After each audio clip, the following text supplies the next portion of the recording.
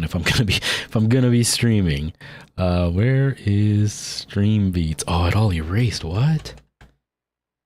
Weird. Maybe it just updated. I don't know. Give me a second, everybody. I'm professional. I promise. I promise I'm a pro. I do this all the time. I do this all the time. Okay. But how you pick them? That's Shush, ad. Stop being an ad in my ad space or whatever. Can we like not play an ad on my channel? Cool. Okay, now one thing I do want to try is how do I...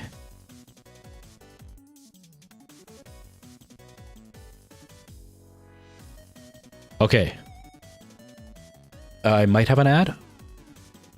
I don't know. I might have an ad. I don't know. An ad might be playing. Who knows? I have no idea. Dakota, hello. Nice to see you. Welcome. I hope you're doing really well. All right. So clearly I'm live on Twitch. I think I'm live on TikTok. Should be anyway. Let's see if it actually connects. Okay. Tickfinity is connected. I really hope the chat is working. I don't know. We'll find out in a second. So Tickfinity says that I'm live. Hopefully it'll pop up. I don't know. We'll see. I'm hoping YouTube is live as well. It seems that Stream Elements is telling me that YouTube is running, so I'm really hoping it is. Music was really quiet. But hello, everybody. I hope you're doing really well. I hope everybody's having a good day. Dakota, I hope you are having a great day. Yes, it is. Perfect. I can see it, Dakota. I can see the chat on TikTok. I don't think you're subbed, so did an ad pop up on Twitch? Because I'm trying something. I'm trying to put an ad at the very top of the stream when there's like nobody usually on the stream. And I'm doing like a full like 1 minute ad. Oh, you are subbed. Okay, I can't see the little thing on the restream. I can't see the little check mark because I'm using restream for the chat. I'm not using Twitch, so I can't see if somebody's subbed or not. Yeah, it was the day that the last stream, right, when Armin donated or subbed to everybody or gifted subs. Anyways, I'm trying a thing where I put a 1 minute ad on right at the top of the stream with the idea that if I put a 1 minute ad, I think it's a 1 hour break, so people come into the stream and they won't get an ad for an hour, to see if maybe that'll help a little bit with people popping in to see the stream and not having to see an ad, because I know some people really hate that. So I'm trying it. I'm really bad. My memory really sucks, and I'm really bad for remembering to trigger ads, but I'm going to try really hard to do it at least at the top of the stream to save people a little bit of a headache. Thursdays, I mean, my Thursday night stream kind of suck. You know, it's really late for my regular time, and most people aren't hanging out, so it's a pretty quiet stream, but I remembered today, so I'm doing it. That's all I can really say is I remembered today, so I'm doing it. But I really hope you're doing well. I had a bit of a wonky day. I wasn't even sure if I was going to stream, actually, because Nora's sick. And, okay, that's live. That's good.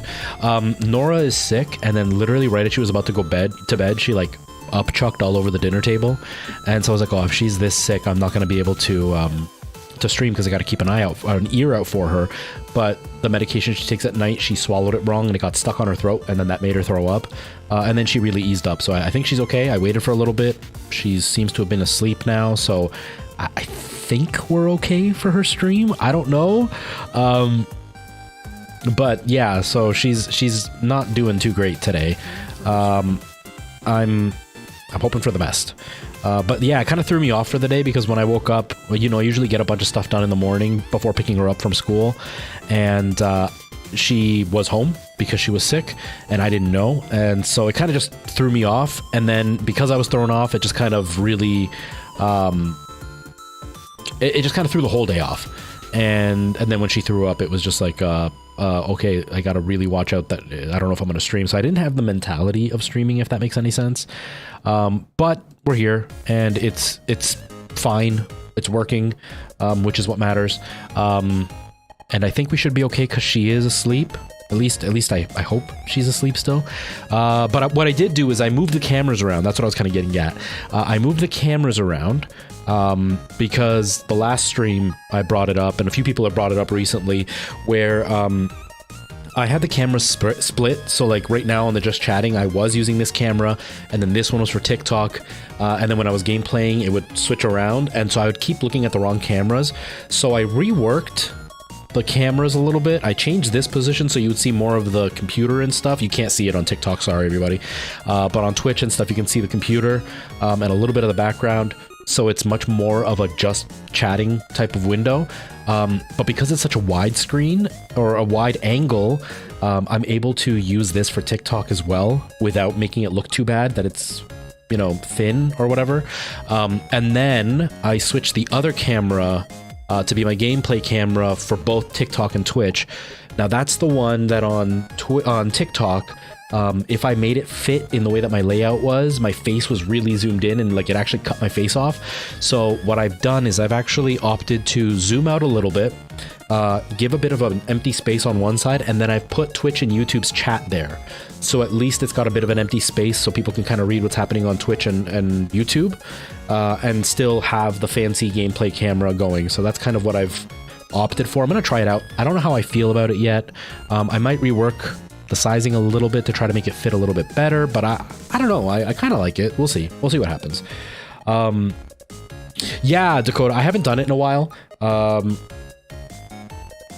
So the last time I had my nails painted, I did them and then I had them for like a week and then they started to chip. And then it was Christmas we were having with family. Oh crap. Hold on.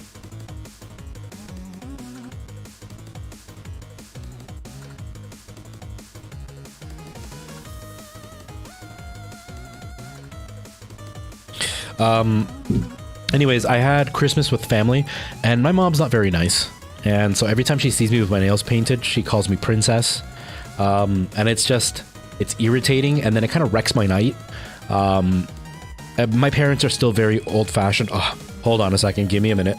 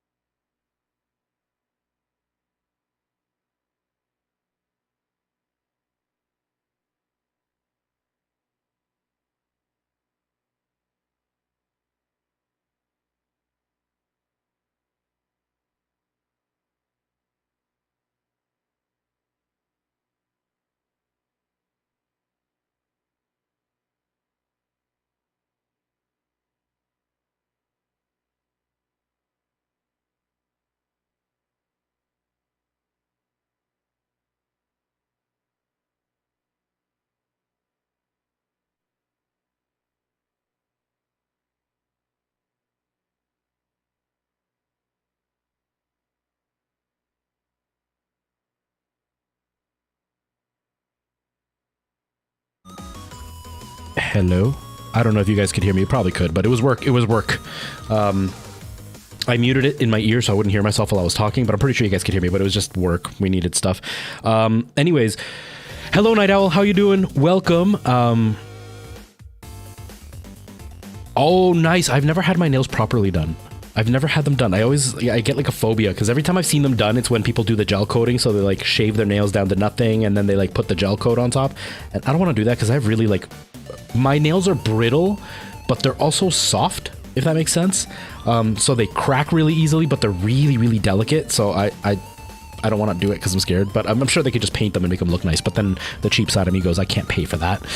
Anyways, what I was saying was I went to go see my parents for Christmas, and the problem with seeing my parents is my mom's not very nice. They're Latino, I'm Latino, but they're still kind of old-fashioned in the way they believe things, and so they're still totally okay with like calling people gay and stuff as an insult. And so my mom calls me princess every time I show up with painted nails, and then it just kind of wrecks my day. And so I didn't want to wreck Christmas for myself, so I just didn't paint my nails. And then since then, it just kind of, every time I would think of it, I would be doing something that would wreck the nails if I painted them now. Because even when they dry, I find for some reason that it takes hours for it to not imprint anything. So like if I paint them right before bed and then I go to bed and I wake up, I have like the the material from my bed sheets imprinted onto the nails, or like if I paint them and then I go to work, the materials at work tend to ruin the nails. So I never remember when I have the day to just kind of not do anything. But I remembered today, so I painted them today. And I actually didn't remember. I was moving my camera around and I got under my desk to change a cable, and then I saw my little jar and I was like, oh, I should paint my nails now that I have nothing to do. So I finished what I was doing with the stream and then I painted my nails. So I had some time. You got them shaped and painted? Yeah, I probably need to do that because mine are all disgusting. Like they're all just different sizes and different shapes and stuff because they get beat up at work. But yeah, I haven't painted them in a while, so I thought I should paint them. But yeah, that's pretty much it. Like I said, I moved the camera, so now I have this camera both for TikTok and Twitch and YouTube. I'm trying to kind of make things a little bit... Shut up, commercial. I'm trying to make it... I hate that Harris Heller has ads on his music, because then I have ads playing in the middle of my stream, which really sucks. Anyways, I wanted to make it a little bit more united, so when I talk to one camera, I'm talking to both, instead of having to go back and forth and feel like I'm ignoring one when I'm talking to the other, because sometimes, you know, TikTok is super busy and Twitch and YouTube are super quiet, and then if somebody does pop in, or there's like 1 or 2 people watching on Twitch and YouTube, but I'm talking to TikTok the whole time, it's like I'm ignoring the person that's watching me on Twitch or YouTube. And same for the other way, when Twitch is really busy and then TikTok is dead, I feel like I'm ignoring TikTok. So I've tried to unite it all into one camera on both sides. I'm not sure how I feel about the TikTok one, but I'm hoping that it'll be okay. This one feels good. The just chatting looks good on TikTok, but I'm hoping that the Let's Play is going to look okay on TikTok. It's going to be shrunken down and not taking up the space, and I like to take up all the space that I can, but it's a sacrifice I'm willing to make. But yeah, so that's kind of what's been going on with me. We're going to continue with some more Dead Space. I haven't really... Oh, I didn't plug it in. Oh, it's right here.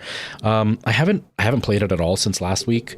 I played Minecraft today. That's pretty much what I did. Nora was homesick, so we played Minecraft. She was in her room, and we were on FaceTime while playing Minecraft. And then yesterday, I was off yesterday. I didn't stream or anything, but then I ended up playing The Forest for a couple of hours. Which was fun. I haven't played The Forest in a while. And it was good. I restarted because I had to reinstall everything on my computer a while back. So I restarted the whole game. And yeah, it's fun. I like that game. I like the game a lot. I really want to play Sons of the Forest. So I want to play through The Forest first. I know that the stories aren't united, but I'd like to at least go in knowing what happens at the end of The Forest. And I got to dedicate some time to it. I stopped last time because I was supposed to be playing with Alana, but Alana and I don't play video games anymore. So I figured I might as well just play instead of just wasting time waiting for her and not playing the game. I'll play it myself, and then I can go and play the Sons of the Forest when I have a chance. No worries, Buns. No worries. You're Turkish? Okay. Yeah, Buns, it's exactly it, right? Like, and my mom doesn't mean it like because she's in nursing. Right? Like she's got a lot of friends that are gay, and she doesn't, like, in her mind, she's not demeaning them by saying that to me. It's more of like making fun of the fact that I'm so delicate. That's kind of what she's going for. But you know, it's not appropriate, but she doesn't get it. She doesn't, it doesn't connect in her brain. She's also getting older, and I'm pretty sure she's in the early stages of dementia. So no matter how much I try to explain it to her, she just doesn't get it. It's like when I explained to her about the ADHD and the potential autism. She just thinks that I'm full of crap and that I'm just making stuff up or making up excuses for being weird. She doesn't comprehend that me being weird is that. And like my nephew has a full diagnosis and everything, and she still just thinks it's because he's lonely and weird. And it's like, no, it's not. That's what you said about me my whole life. Let's not do that to him. Let's let him grasp who he is and hold on to that and cherish who he is instead of feel ashamed of it like I do. But she just doesn't get it. She's kind of old school like that. You know, that machismo style of thinking, the way that they were back home. So yeah, it kind of sucks. It kind of sucks, Buns. I feel you. Kelzine DC, I think that's how you say your name. Hello, welcome. How are you? Yeah, like my mom is, My mom is supportive in the sense of like, she's obviously never going to disown me or hate me or like judge me for anything that I do, but she's going to make fun of me. The thing is, my mom's poking fun is mean. Like, she was a mean girl. You know what they say about nurses? Nurses were all mean girls. She was one of those. Like, I've lost a lot of weight. I looked back at one of my videos recently. Like, I did a video on TikTok where I showed my license. And it was an unflattering picture, so it made me look bigger than I am, or that I was. But it was very evident that I had gained weight in that picture. So I used it in the one video where I was like, hey, look how I used to look how I look now. But I went back and looked at a couple of my videos that were, 5-6 months ago, that were just me doing videos on camera. Me doing like the different characters, me doing the different characters and stuff, right? And I look bigger than I do now. And yeah, I was a husky guy. I wasn't like, an extreme obese person or anything. I was just a husky guy. But every time my mom saw me, she made it a point to tell me how fat I had gotten and like how big my gut was and how like round my face is and how I have a double chin and I look so fat, and because I'm bald, it's even worse, and blah, blah, blah. And so like, she would say it in the sense of just like, oh, I'm just pointing that out. It's like saying, oh, look, you're wearing a green shirt. Oh, you've gotten so fat. But that hurts, right? And so she's poking fun at me because I've gotten bigger. But she's not trying to say it to insult me, because she gets mad when she sees that we get insulted. But she's insulting us because she just doesn't grasp that she's being too mean. And so it's kind of the same thing with the painted nails or whatever. But she's gotten used to the painted nails. She still makes comments, but the comments just bug me, so I just don't do it when I'm around them, just to avoid it, because I don't want to wreck. I never see them, right? Like, the last time I saw them was Christmas Eve, and so like, I don't want to wreck my only time with them, especially if my mom is having dementia symptoms. I don't want to have the last few years that I'm with her, that she's cognizant, I don't want it to be full of anger. And then like my dad, we don't know what's up with him, but we think that he's probably not going to be around for much longer. So like, I don't want my last years with them being them making fun of me and me resenting them for it. So I just try to avoid it, just to keep the peace and have good memories of them when they're gone. You know what I mean?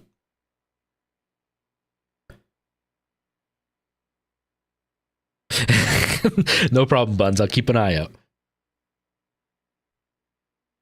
But yeah, I'm feeling the same way, Night Owl. I'm still not comfortable with the makeup thing. I'm not a fan of over the top makeup in general. And with men, just because society has never really glamorized men with makeup, when I see it, I just feel like it's far too much. You know what I mean? Like, a little bit of eyeliner is kind of where I draw the line. But when you see the guys that do the full blush and contouring and stuff, it's too much for me. They can do whatever they want. I don't really care. It doesn't bother me one way or the other. But it's just not for me. So I don't think I'll ever do makeup. And even if I had interest, hey, why am I not getting sound? Thank you so much for the sub. I saw it on my TikTok. It was probably delayed, but I saw it. Hold on. Thank you for doing that, because now I can fix the sound here. I didn't realize it had changed, and it had changed. So let's fix it. Hold on. Okay. All right, now we have sound, so now I'll hear it next time. So it's like, yeah, it's not for me. But even if I did want to do it, I have really bad acne sensitivity, I guess I could say. Because like, I'm not covered in acne, but I have pimples all the time. They never go away, no matter what I do. Like, I'm doing such a strict regimen right now with my face, and it doesn't help. Generation Rye, dude, thank you for the sub, man. How you doing? Welcome. Thanks, dude. I appreciate that, man. Thank you very, very much. Mr. FOV, hello. Nice to see you. Yeah, you're too clumsy for a full face. Yeah, I would be too clumsy. And again, I don't, that's not a look that I like that I think is like, yeah, I want to look like that. Just like I can look at certain styles that guys wear that I'm like, no, that's not for me. Like, the hip hop look, just not for me. I used to really like that look. Not for me anymore. The really, really pretty boys, like the guys that like work out excessively and wear shirts that are 2 sizes too small and have like a ton of muscles and overly tanned and their hair is like perfect. That's a little bit too much. I like the more pretty casual look. Like almost pretty shaggy. Do you know what I mean? Like their hair is slightly messy. They've got a 5 o'clock shadow. They're still very put together and pretty, but like just slightly messy. That's what I like. but like the makeup thing is just not a look that I'm interested in, and I wouldn't want to look like that. But my skin is so sensitive that when I do theater and I put makeup on, inevitably I have really, really big pimples that come through.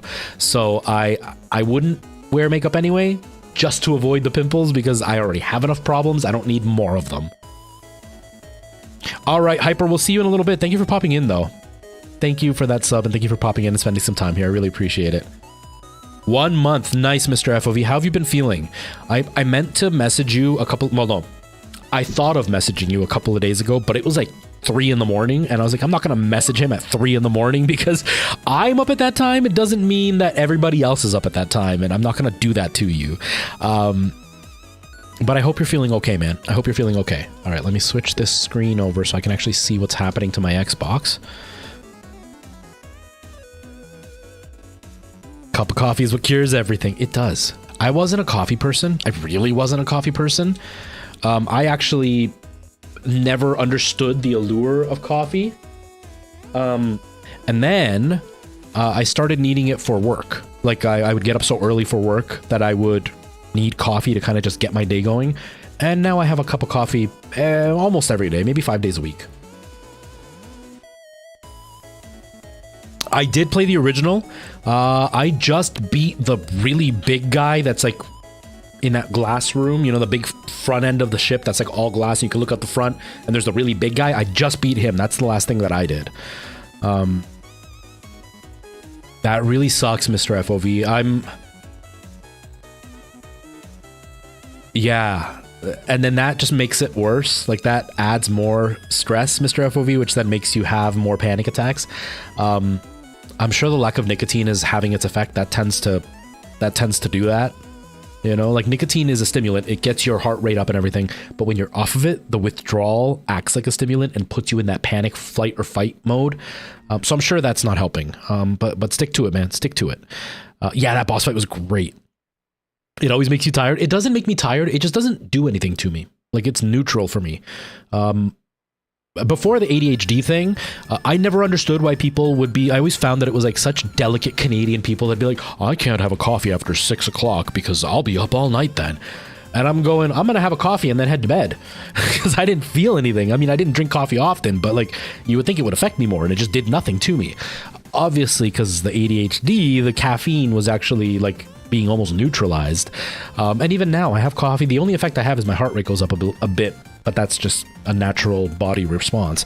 But as far as like being awake, it does nothing for me. It really does nothing for me. It was almost the placebo effect in the mornings when I was going to work. I would drink it because I needed to get my day going, but it didn't actually make me feel better. If you know what I mean. But it was like the whole like, no, it's gonna wake me up. And so when I didn't have it, I felt like I was sleepier, but I really wasn't. I was tired all the time anyway.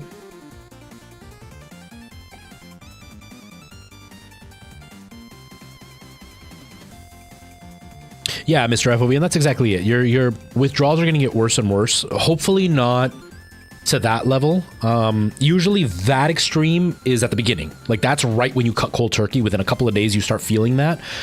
You're probably going to start feeling better. As far as the lungs go, I think from what I remember, it's like 6 months it takes for your lungs to start to really clear up and to be really noticeably better.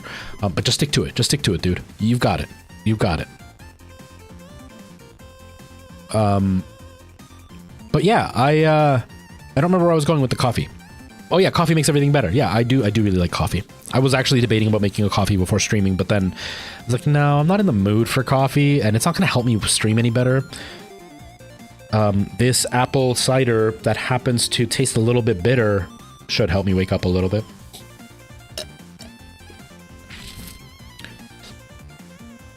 See, and energy drinks, they help me feel... They give me like what those people, you know, when people take Red Bull and they're like, oh my God, it gets me hyped up. It doesn't do that for me. Red Bull tends to do what like coffee does to most people. It just gives you a little bit of a perk up. That's all that Red Bull does. But even then, like within 2 hours, I'm back to being exhausted. So it's like, it doesn't last in my system. I could literally drink a Red Bull and within a few hours, I'm ready to go back to bed. Whereas some people drink a Red Bull and it's going to be like 5 or 6 hours before they're ready to even start to unwind.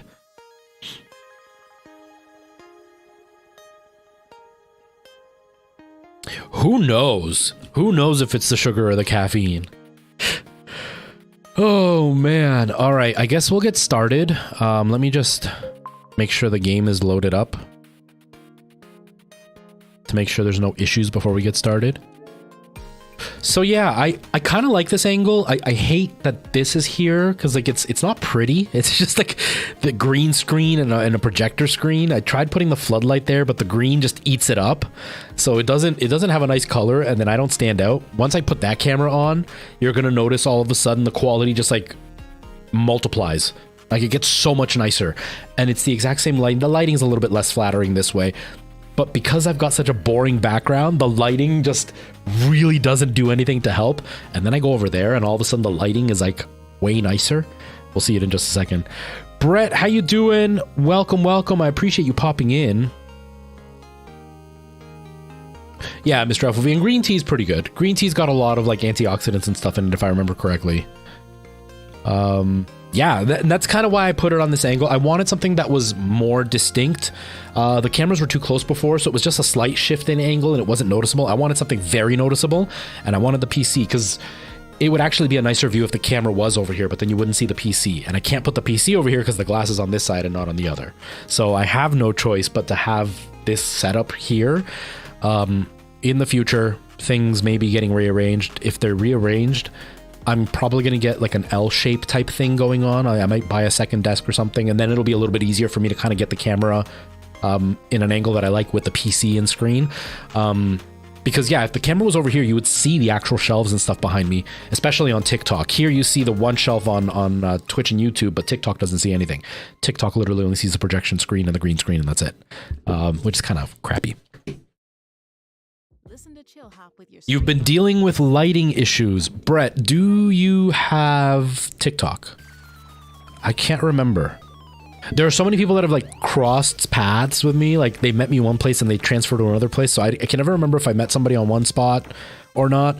But if you are on TikTok, check out Night Owl. He's on Twitch right now. He's chatting, but he's over on TikTok, Night Owl, and the L on Owl is a 1.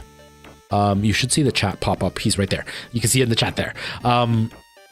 If you look him up on TikTok, he does a lot of like lighting and camera tips and stuff. And he's a professional photographer and filmographer. Like that's what he does for a living. So he's a genius at that stuff. Actually, when I first started on TikTok, he was one of the first people that I ran into that like blew my mind with how good his quality was. And I emulated what I saw with him. Now he's got an artistic layer over his. Mine's just like the plain lighting and no artistic layer. His is more artistic, so it's got much more of like the filmic view. But he's a genius, and he's kind of who I've aspired to kind of keep up with when I see his quality. But he's great. But if you I'm a YouTube guy. Yeah, if you look up Night Owl, it's Night Owl with the 1 instead of an L at the end on TikTok. He's got a bunch of videos where he just like compares different lighting techniques and talks about them and like shows you how you can buy budget stuff and make it look really good. He's awesome. He is on YouTube. I just can't remember what your channel name is on YouTube. I know you have a Night Owl, right? But you have one where you've like talked about stuff. I don't know if you I want to say you've put lighting stuff on there. I can't remember. I know I ran into your videos randomly when I was looking something up, but I can't remember what it was. But yeah, Night Owl is great. There's a lot of really great information there. I have a video myself on YouTube. If you look through my playlists, there should be a tutorial playlist, and there's one where I talk about making your camera look better, and I talk about lighting in that one if you want a bit of a basic overview. But Night Owl is 100% like super knowledgeable. Like he knows his stuff. And even like from his videos, I've rearranged some of my lighting specifically because of stuff he's said. And it's made my lighting that much better. This isn't a good example of it. This is really not a good example of it. Oh man. So it's also Night Owl on YouTube. Okay. But yeah, he's very, very knowledgeable. He's very artistic and incredibly talented. So he's worth checking out. Like I said, on the nice thing with TikTok is you can kind of just like quickly browse through stuff. You don't have to watch a 15-minute video just to find out that's not what you needed. His videos are all 20, 30 seconds long. So you can see a lot of really quick information in a very short amount of time and get down to the nitty gritty. He's really good at that. All right, let's do this. Let's cue the really nice camera, and it's not even the camera. It's the lighting and the position. It's just the position that helps.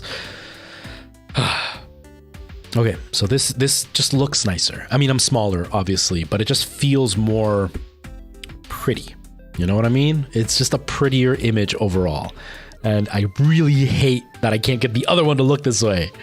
But it's just because the bland background with no real lighting, no hair light doesn't help. This with the hair light and a bit more shadows, a bit more moody. It's much nicer. Okay, shut up.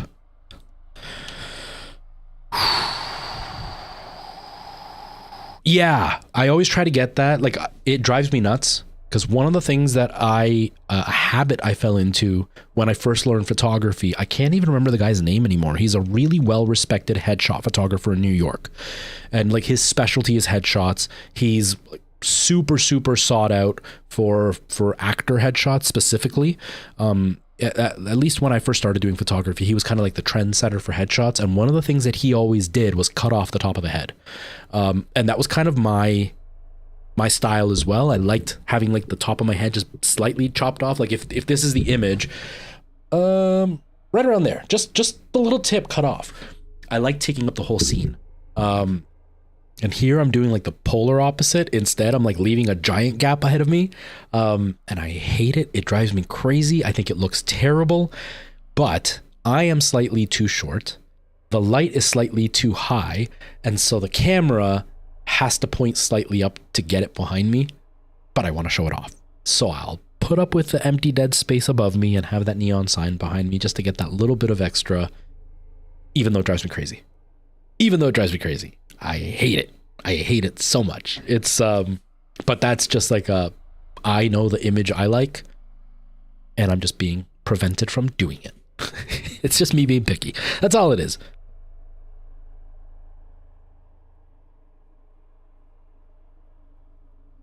Hello. Okay, so if I mute, it mutes everything. Okay, give me a second here. I thought I had set it up to mute just my headphones, but no. Mute to headphones. Okay. Worth it, big time. Yeah, no, I'm really proud of the way my stream looks. I actually think it's quite good. A couple years ago, I thought it was one of the better looking streams on the whole Twitch platform, and out of most streamers, I had one of the better looking streams. But that was because I was doing it when not very many people were doing it, except for the gigantic streamers, the little streamers I'm talking about. I'm not talking about like being compared to the really good ones. I'm talking about like all the small streamers. I was one of the better looking streams out there, and it was a waste of money, and it was way too much time and effort. It was not worth it. But because of TikTok and because of the pandemic, there were way more people that were at home who were getting subsidized like through government help, or their work was paying them while they were staying at home, or they were working from home and they had a chance to stream and they had big kid money. They were able to invest into really high quality stuff. So streaming, the bar has been raised an insane level. So now my stream is average, whereas it used to be very pretty. Now my stream is average because everybody else has raised the bar. So it really sucks that I don't get to stand out and show off anymore. No, it just, it's great because that means everybody is kind of upping their game. It sucks because newer streamers have to struggle to kind of keep up. Mind you, quality doesn't really dictate how good of a streamer you're going to be. I've seen some really high quality streams that are totally boring and not worth watching. And I've seen some really low quality streams that are phenomenal to watch. I'm well above your quality. I don't think so, man. Your quality is really good. Your quality is really good. You're one of the ones that you've really upped your quality in the time that I've known you. Your quality has really, really gone up. I think we're harder on ourselves than everybody else. Because it's kind of the same for me. I look at my stream and I'm like, I could fix this. I could fix that. I want to correct this. But then somebody will pop into my stream like, oh my God, your stream is like Hollywood quality. And I'm like, I don't see it, but I'll take it. Hello, Wesley. How you doing? Long time no see. I hope you're doing well.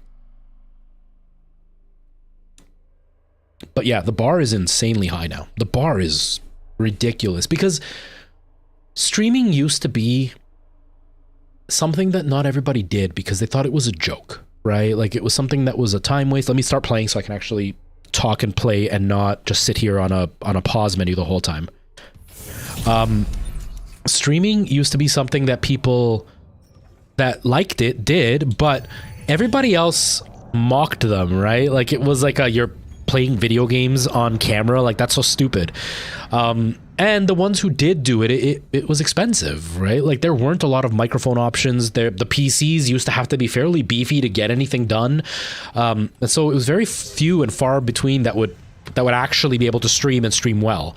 And now, you know, companies have jumped on. They're selling stuff for cheap prices to get decent quality. There's way more people doing it now, and now people have seen that there's money in it, and so like the bar has gone up huge, and everybody's quality has had to, you know, step up. But the new streamers have a harder time because they see these higher end quality streams, and then they think that's the only way they're going to stream. And it's like, no, man. That's why I try to be so loud about the fact that like having a crappy looking stream is no big deal. And having low-end quality equipment is still manageable to make your stream look good. So like, don't let that be the reason you don't stream. Even though there's a lot of people that are out there going, buy the SM7B and get yourself a DSLR or a mirrorless camera with the Sigma 16mm 1.4 or whatever. And it's like, no, man, that's a $25 lens I'm using. I bought that for $25. Doesn't have autofocus. It's really zoomed in. It's more zoomed in than I want it to be. But that looks pretty good. That's pretty blurry. I think that's pretty blurry. And that's not all the way open. I could get this even blurrier. I just don't do it because then my face gets too soft. Ooh, that's exciting, Wesley. That's exciting. I remember building my first few PCs, and it was the most amazing feeling in the world. It's on the record, Doctor. This is mutiny. Just a second. Must be delivered to the church, whatever the cost. God's sakes, Ben, listen to yourself. The Ishimura's in crisis. You've cut us off. By Maritime Law, Article 5469, I, Dr. Terrence Kine, hereby declare Captain Benjamin Matthias unfit for duty. Heretic! Hold him! Ben, you're not yourself. Let me help you. Traitors, get your hands off me! This is my ship! Oh my God, you... Oh. You saw I was trying to help him. Doctor, I'm about to sneeze. You just killed the captain. We have to take you in. No, I'm not. It's right there, but I can't get it out. Stop!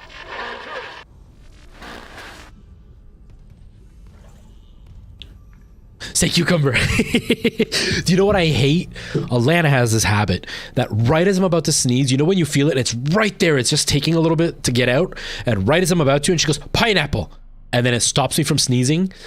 But it's like, I'm at that point where it's like, no, I want it out. I want the satisfaction that it's out. But now I'm just left with the itch and no longer want to sneeze. It's almost like getting blue balls. It sucks. I hate it so much. I hate that feeling. Right into the drink. right on the brink. I thought you said right into the drink. Sneeze into your drink. Yeah, right on the brink. Right when you're like, all you need is like half a second, you're gonna sneeze, and then she says that, and it's like, damn it.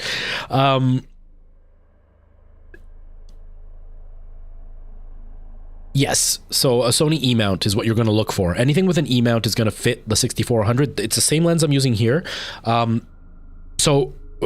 Generation Ryan. The lens I'm using is 25mm, so it's very zoomed in. That's why I actually have it. This is vertical. That's why I have it vertical, because when it's not vertical, it cuts off. It's like this, and it's just too tight for me. And it's at the back of my desk. Like I've got it as far as I can get it. If I want it to be comfortable, I'd have to be probably around here for it to be at a comfortable focal length for it to show off enough of the room and me without me taking up the whole space. But that being said, this is actually a newer lens. It was $25. I got it on Amazon, and the only downside is its manual focus. I want to say the 6400 has this feature though, because if the 5100 has it, the 64 has to have it. There's actually like a focus assist setting you can use for manual lenses. And what it does, I wish I could show you, but I can't because it's on the screen itself. What it does is it actually makes things go red when they're in focus. So I can manually turn it, and then when I see there's a bunch of red wherever I want to focus, I know that it's in focus. So it makes focusing easier. And obviously if it's like your stream camera and you're not moving it around, once it's focused and you're okay. But this lens is a really, really wide open lens. It's a f1.2, I think is what it is. And because it's so zoomed in, where is it? Yeah, this is, actually it is all the way. No, that's weird. Can I, let me do this. Camera vertical. I'm going to be sideways because I've flipped it on thing, but like you can see that it's pretty, like I can focus the background, but like it's a pretty soft background for $25 and no adapter or anything. Like I said, the only downside is it's very zoomed in. So I've had to go vertical to get it to fit properly. But it's a really, really nice $25 lens for what I use it for. I use it for that's what I use in my videos. Now, I usually don't have it open all the way for my videos. I have it at like f2.8, which is still very soft, but allows more of a focus area. So when I move around, I'm not constantly out of focus, because I have a ton of videos where I'm just slightly out of focus. And it drives me crazy because I record in 4K and then I can zoom in and out and stuff. And when I go to zoom in and then all of a sudden I realize that the thing that's in focus is like my ear, but my eyes and my nose are all blurry, or like my nose is in focus, but then the rest of my face is out of focus. And so I try not to open it too much. So at like f2.8, it gives me enough space that usually I'm in focus pretty decently.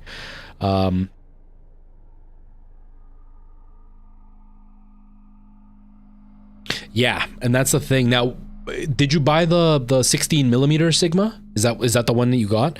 Yeah, then you're gonna want something even wider if you want a wider thing. The only downside with wider is you get less blur. So this one here, this one I also got on Amazon. Now this one was, I think it was like $95, 95 or 112, somewhere in there. But this is a 12 millimeter lens, and it's f2.4. I don't remember. Hold on. It's f2. It's an f2. So this is open all the way, and you can see the background's not very blurry. But that's because Night Owl knows. Night Owl knows. He's way more versed as to why the focus is the way that it is. But like, because it's wide open, you get more focus out of it, which is great for like, you know, handheld stuff, and you don't have to worry about focus because you're almost always in focus. But it really sucks for the background blur. I've got a little bit of background blur, but not enough. But this one is like super wide, right? Like it's technically a fisheye lens. Like if I get nice and close, it warps my face. Focusing.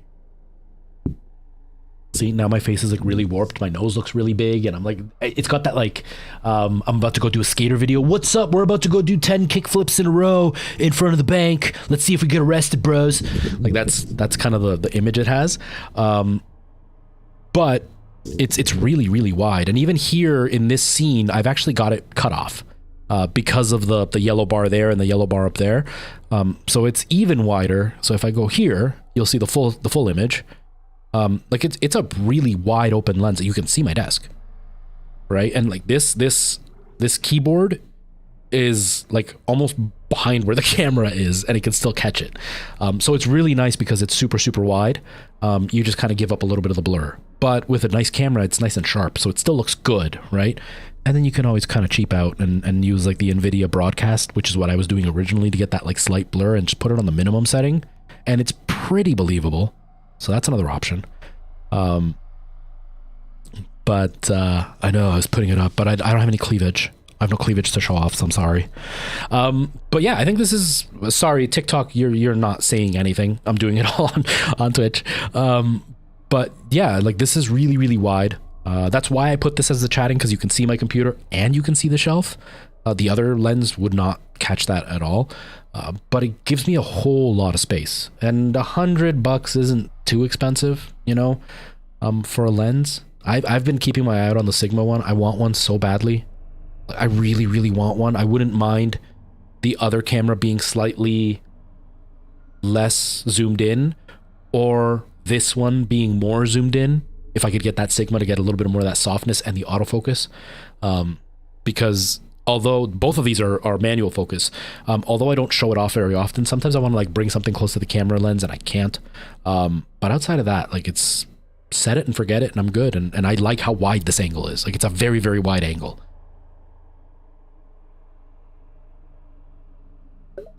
Yeah, Dakota, it's a decent camera. They don't make it anymore, or at least they don't sell it brand new anymore. Sorry, wrong camera.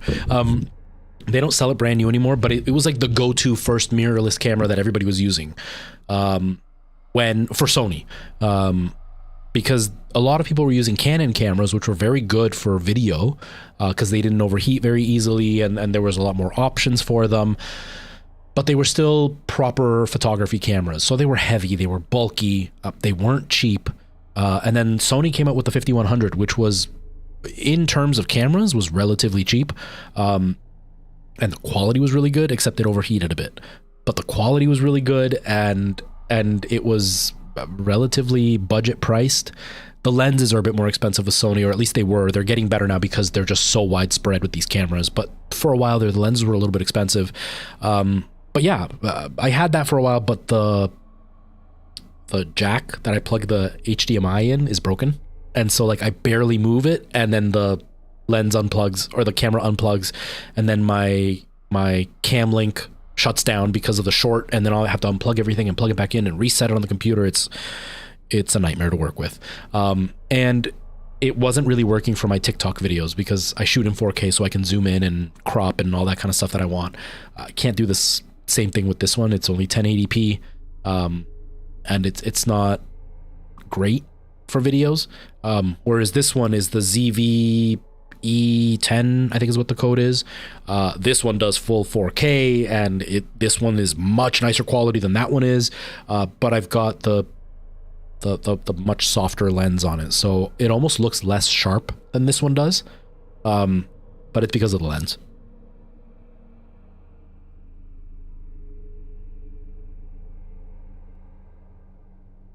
Yeah, $2,000 you're looking at like for the lens. Yeah. No, full frame lenses are way expensive. They're way expensive. No, the Sigma is like 300 pounds there. Here it's like $500. I want to say it's like 500. I can't remember. I haven't looked in a little bit, but it's like $500. I can't bring myself to spend that kind of money on a lens. But it's a really good lens. It's a really, really good lens, especially for streaming.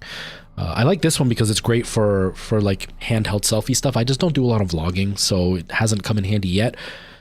Hopefully in the near future it will, but not right now. But the Sigma is a good lens. The Sigma is a very good lens. I can't bring myself to spend $500. Yeah, Dakota, that's probably it. It's a Sigma 16mm f 1.4, I wanted to say what it is. Autofocus on it, and the one specifically for Sony, the E-mount one is the one that I'm talking about. But I know depending on the brand, like the mount, it could change the price. Like I've seen some Canon lenses that were like $200, and then I looked at the Sony mount one, and it was like $700 just because it was the Sony mount version of it. So it almost makes sense to buy like a converter to go from a Canon mount to a Sony mount, just to save the money in the long run. But yeah, it's a good lens, and Sony cameras are really competitive price wise. Canon's come up with some pretty good ones now. There was one that I bought and then I returned it because it was very similar to the 5100, but once I tried it, it didn't do what I needed, and it just made no sense to go from a broken camera and buy the exact same style of camera, like move perpendicularly, instead of like actually upgrading. If I'm spending the money, I might as well make an upgrade, and that's why I got this one. Well, I got a different one and then it died. And then I got this one to replace that one because I broke that one. Yeah, so 30mm. Yeah, this is 25mm. And it's pretty, like, let me just show you really quick how actually zoomed in it looks. It looks less zoomed in because it's sideways, and then I'll start playing as soon as I do this. I promise. Okay, camera vertical. Watch. TikTok, you're gonna see me go sideways for a second. but like this is pretty zoomed in. Like there's not a lot of space around me anymore. It doesn't look so bad. It doesn't look as bad as it used to look. It used to look really bad. Because I've kind of moved away from my desk. I used to sit a lot closer to my desk, but like it's way more zoomed in. And this is 25, so 30 is even more zoomed in than this is. So it's hard to work with when it's this zoomed in. Like I can't hold this handheld. It's way too close to hold handheld, because it's way further than my arm can reach. And so this wouldn't really be good unless you had a lot of space. Like let's say you had a desk setup where your desk wasn't up against the wall and you could put the camera a good 2 or 3 feet past your desk, then it would be a good quality lens at 30 millimeters, but 30 is too much. For streaming, you're looking at like 15. This is kind of where you want to be. 15, 16 mil. Like I said, that one is 12 and that one's pretty zoomed out. 25 is like the closest you can get, because then it's this is pretty close. And it wouldn't really work for a stream. Like if I was playing, and I'm here, and then I rotate it. Let me rotate it here. Where's my camera? Transform. Hey, why can't I rotate it? Oh, because it's locked. No, not game capture. Where's my camera? Oh, there it is. Camera vertical. Transform. And then turn clockwise. Like this is, it's really zoomed in. And like obviously you're going to crop it a bit when you're in gameplay. So like once I crop it to be, you know, a decent size, it's pretty close. Like it's a pretty zoomed in camera. It doesn't give a lot of freedom for movement. And then that gets kind of hard to work with, right? It's better to have more zoomed out and then you can like crop it and like expand the image to make it fit. But when you're zoomed in, there's nothing you can do to give yourself more space. And that can be a nightmare to work with sometimes. Camera vertical. Will it flip back if I do Control Z one more time? No, it doesn't. Okay. Transform counterclockwise. That is not what I wanted. Oh yeah, it is what I wanted. No, that's not what I wanted. Transform. Let's go back to clockwise. It was this one that I wanted to transform. Oh no, I already did it. Never mind. Okay, and then I just do this. And back on camera. I hope I'm... Yeah, it's pretty close.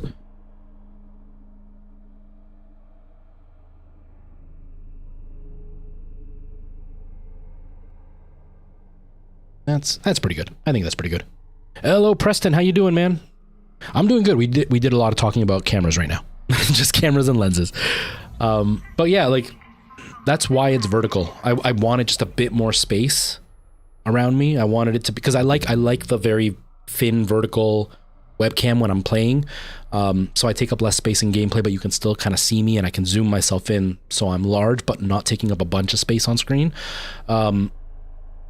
But I also, so I had to turn it so I could get that without having to crop and feel like you're like right in my face the whole time. Like I said, it's a little bit better now because I sit further back. But when I first started, my camera was actually just slightly closer and it was like, it felt like you were looking up my nose. And on TikTok, it's a nightmare to try to get me to fit properly. Hello, Seven. I see you watching me over there. I see you watching me. I know, right? Right, Preston? I always go off on tangents. I can't help it. I can't help it, man. Oh God, I'm nervous. Okay. So, oh, first of all, let's do this. Yes, Dakota, the higher the millimeters, the more zoomed in you are. It gets really complicated because then you have to look at a crop factor depending on what lens you're using, based on what camera body you're using. Some cameras, you know, how can I explain it? Like a 12 millimeter for like a full frame is gonna look different than a 12 millimeter on a crop frame, and like there's just a bunch of stuff to kind of look into, and you can get way in over your head. And for somebody like me who doesn't know anything and wasn't trained in anything, it's way too much for me to understand. Because like when I look at something that says like 50 millimeters is great for headshots for like photography, right? And so I got a 50 millimeter lens, except I was using it on a cropped lens, on a cropped sensor. So it wasn't really like a 50 millimeter. I think it was closer to like a 70 or 75 or something like that. So it's more zoomed in. So that means I have to step back further to get it to look nicer, to do what I wanted. But also a 30 millimeter is closer to what a 50 millimeter would have been. And so it's like, okay, I could get a 30 millimeter and get what they're telling me to do with a 50 millimeter.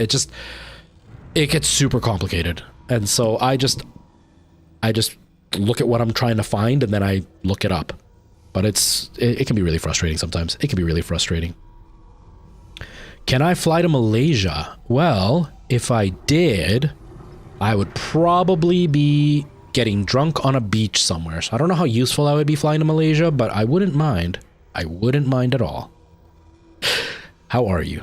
I hope you're doing well. Bus and truck multiplayer driver.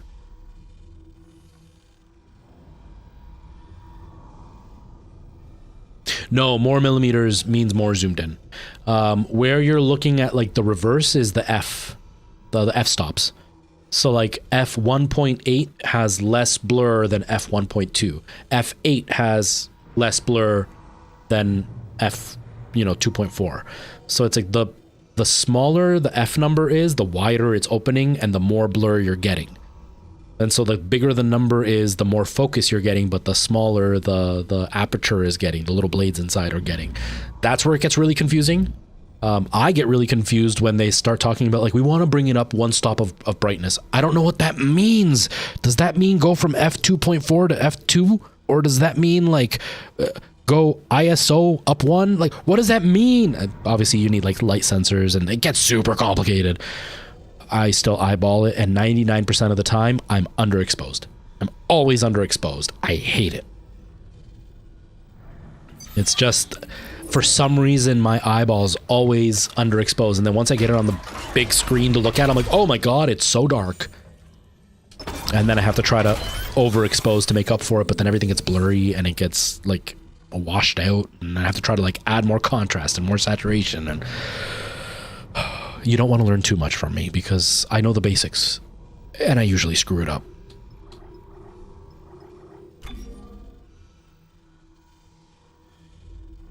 What is... Oh. I've talked too much. I'm just going to keep doing this. No problem, Dakota. Yeah, yeah, the millimeters are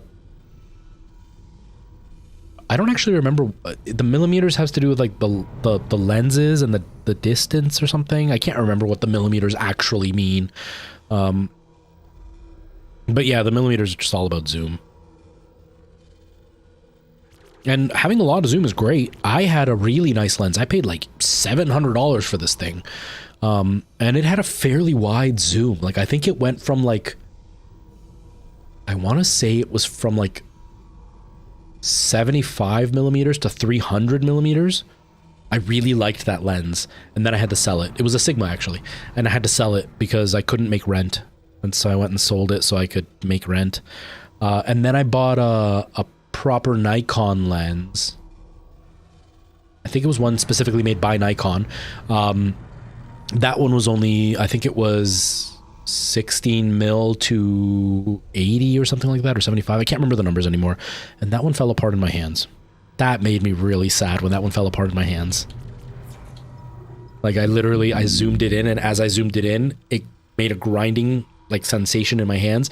And then the next thing I know, the zoom wheel just went loose. And then it literally moved, and then all my lenses were exposed and a bunch of screws fell to the ground. I was really upset. I had it for a couple of years, but I was really upset about that one. Because I really liked that lens. Hello, Mr. Martley. How you doing? Welcome. Was it Josh? Is it Josh? Because you had a slightly different name before, right? I want to say it was Josh. But yeah, cameras get super, super complicated. And like when you add the millimeters to the f-stops, they don't always match up. Like an f2.0...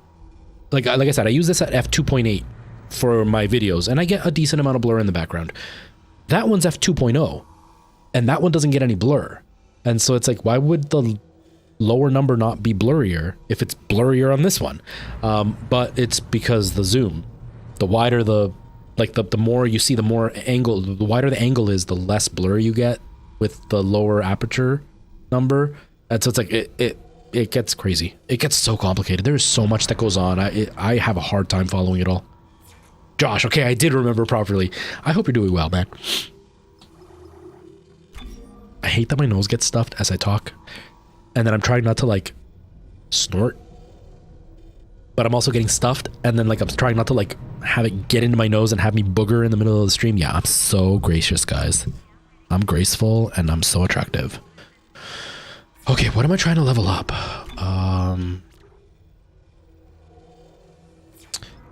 They didn't make this easy. You can't get as much damage as you used to be able to. You used to be able to get a lot of damage in these, but you can't anymore. If I go up on the capacity, I don't have a lot of bullets though. And then reload time, I don't want the special though, because I'm not getting a lot of bullets anyway. Pulse rifle, damage is up already. I can do capacity and damage, I guess. That's what I'll do. Okay. Sorry, I've been on a huge tangent. I gotta play for a bit. I gotta play. That alarm that I was just looking at, I'm in the middle of doing laundry and my bed sheets are in the wash right now. And they were like on the final spin cycle right when I was gonna start streaming. And so I was like, I'll set an alarm for an hour.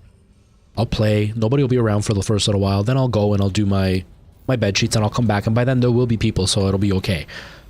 Except I haven't shut up, so I haven't played. So like, I can't go do my laundry right now. I'll just have to wait till later.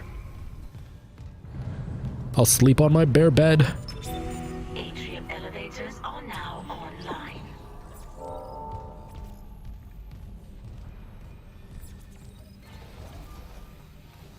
Oh, I couldn't even imagine, Wesley. I couldn't even imagine. I hate when different hobbies have the same terms and they mean either totally different things or like slightly different and just enough to make it non-transferable. And so like, yeah, even though you know what that word means, when you try to use it for something else, you're like, that's not what I meant though.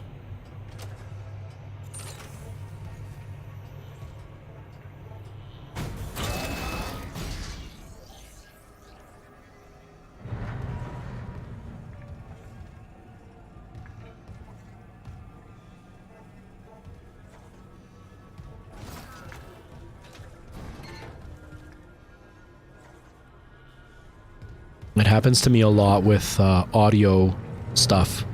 It's the same terminology when you're talking about streaming and like live bands and stuff, but my training was all in live bands. And there are certain things that you try to achieve with live bands that people in the streaming realm... Oh! Crap. People in the streaming realm are either dead set against or they're not trying to achieve that. And so, oh crap, is there no oxygen here either? Oh, there's got to be oxygen here, right? Oh, there is, okay. And so sometimes when I'm trying to explain something, the streaming community doesn't understand the value of it, and then I don't understand how they don't understand the value of it. Like monitors.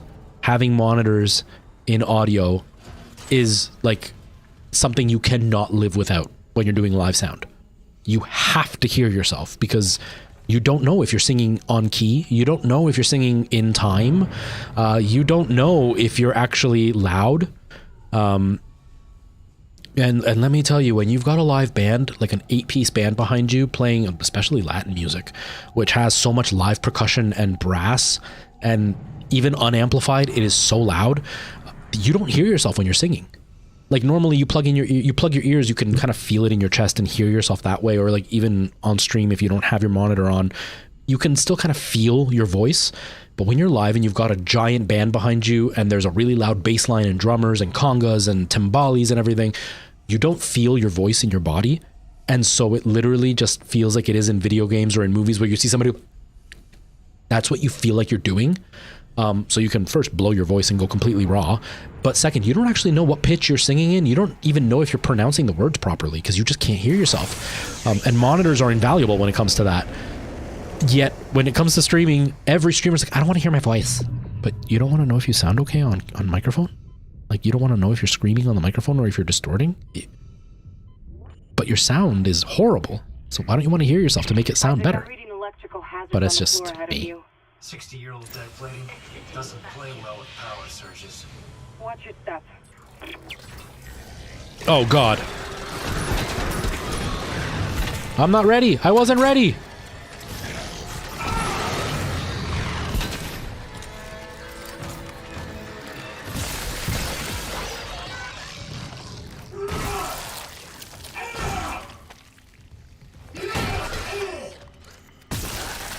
How are you still alive, dude? I chopped your legs and arms off. Holy crap.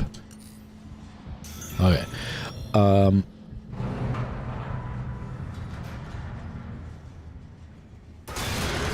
Whoa! Whoa! Oh no! I'm out of bullets! Oh God! Where's my other gun? There it is. That's the one I wanted.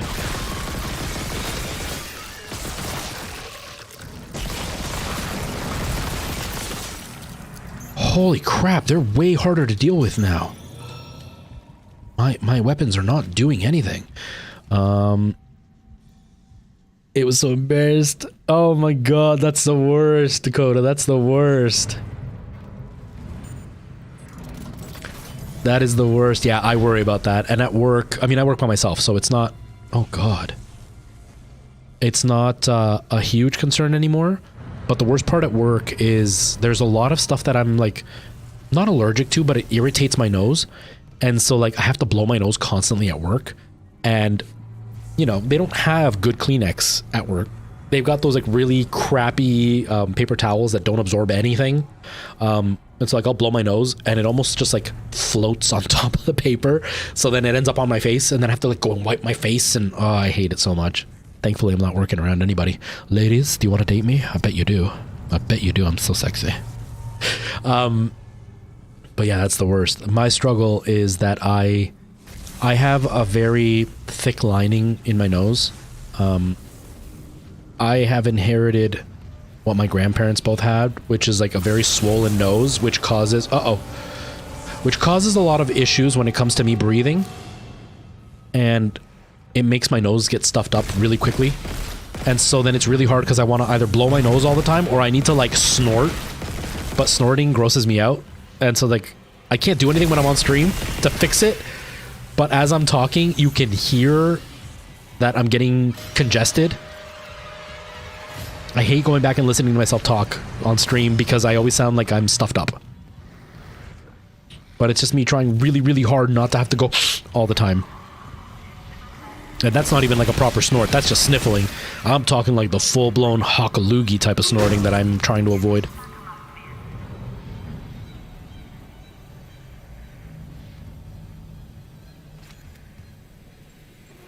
How embarrassing you find it?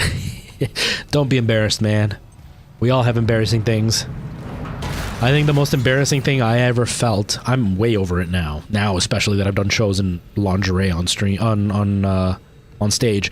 But when I was a teenager, I was part of a dancing squad. I was part of a salsa squad. I was one of the choreographers. And my friend and I were the head choreographers in the group. And we choreographed an insanely complicated dance. Like there were like dips and jumps and it was pretty wild. And we practiced for weeks to get this right. We did a whole group dance. There was like 15 of us. And then halfway through the show, the lights would dim. We'd get a spotlight, and it was me and her, and we would do. It was like a Dirty Dancing type of, you know, dance. Better than that though. And I did the dance, and I was so proud of myself. We got like a standing ovation. Everybody lost their minds because we were doing like a pretty crazy dip. And then this jerk off came up to me, and he goes, "You're such a loser." I'm like, "Why?" He goes, "'Cause you'll see." And we had video announcements at the time. I think now they do them more often, but at the time my school was one of the only ones in my city that did that. And he filmed it, and he got to edit the video that went up. And I had my fly down. I was wearing an all black outfit, and I had my fly down, and I was wearing white underwear. And he zoomed in to my fly, and that's what he posted on the announcements, was just my fly with my white underwear showing.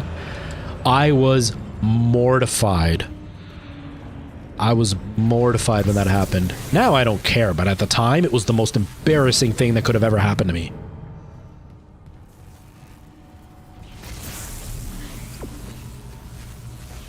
Hello, Gina. How you doing? Welcome. How are you?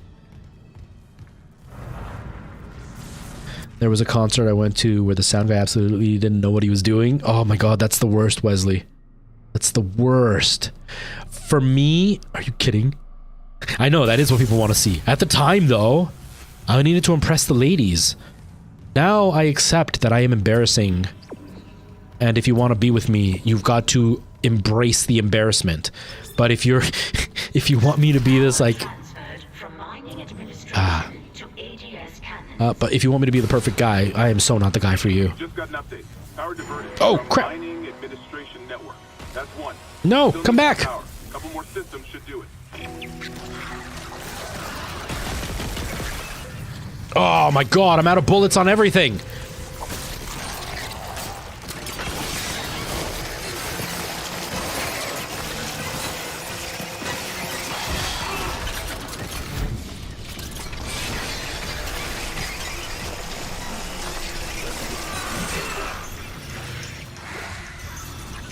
Run, dude, run!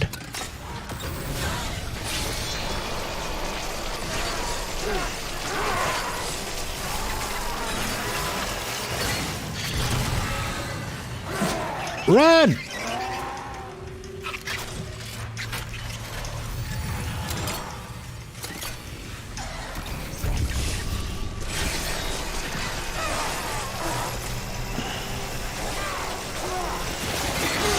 Oh, I'm dead. Oh, I'm so dead.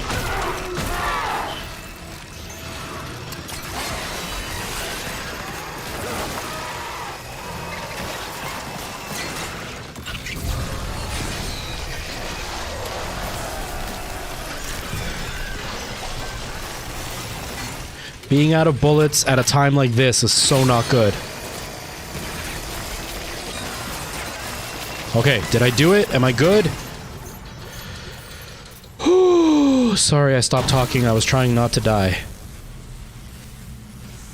I only kind of succeeded. Okay.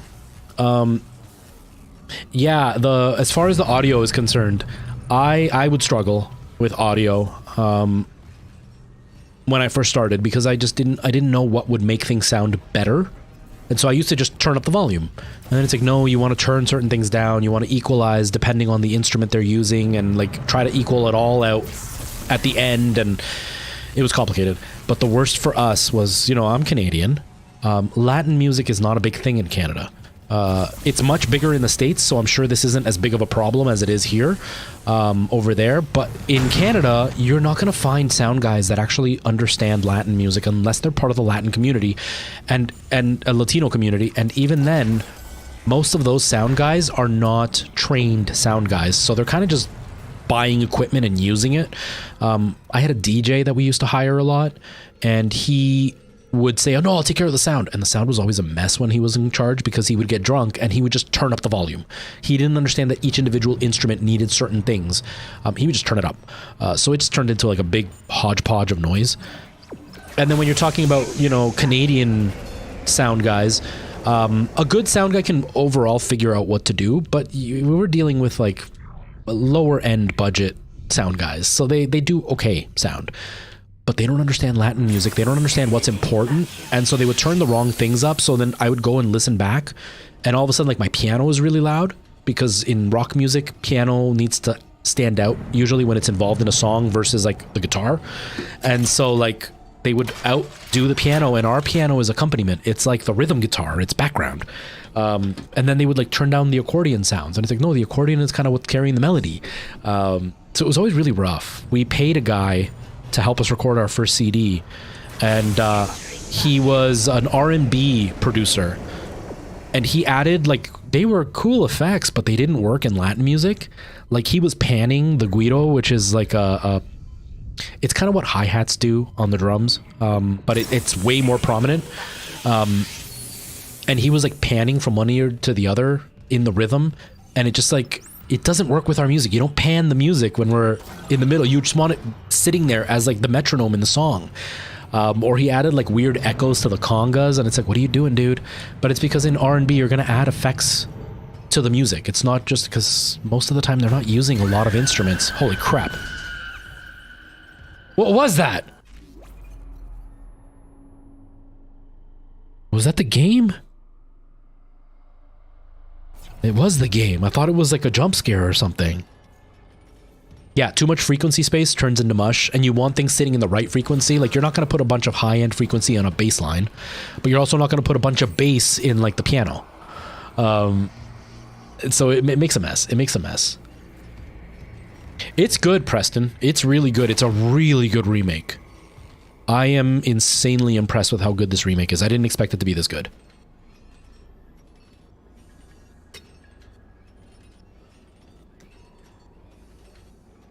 Oh my God, Wesley, that's crazy.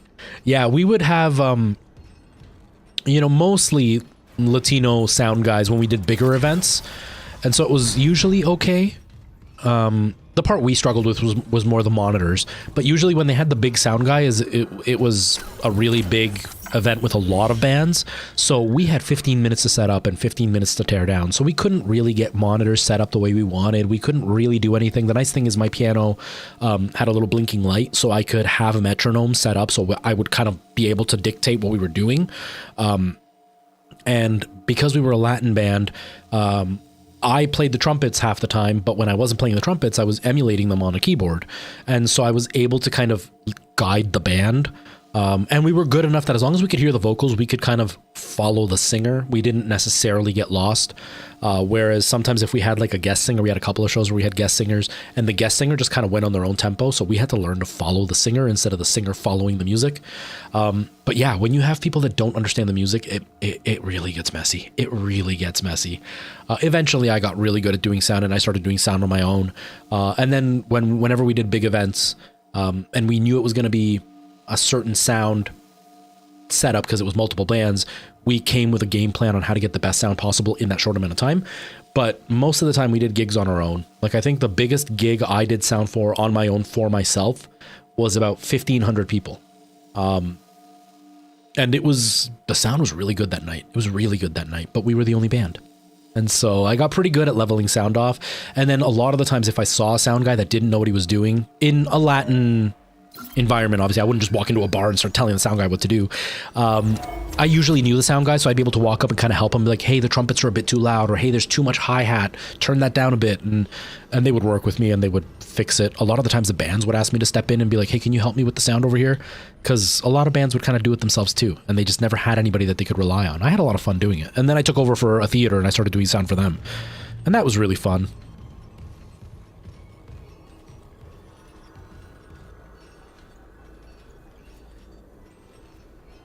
Oh, nice, Josh. Nice.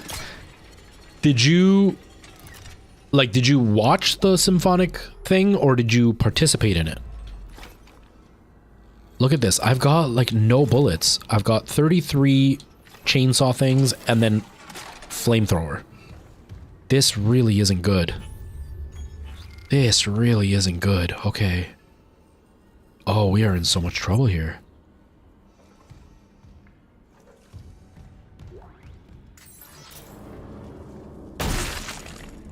Okay.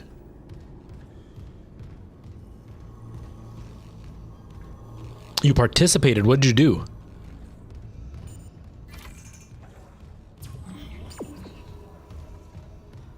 What did you do in it? That's awesome. I always wished that I was classically trained in music. People, musicians specifically, have a really hard time, and actors, musical theater actors, have a really hard time understanding that I cannot play music, but I was a professional musician for 15 years. They really can't comprehend that I did it professionally while not knowing a single thing about music.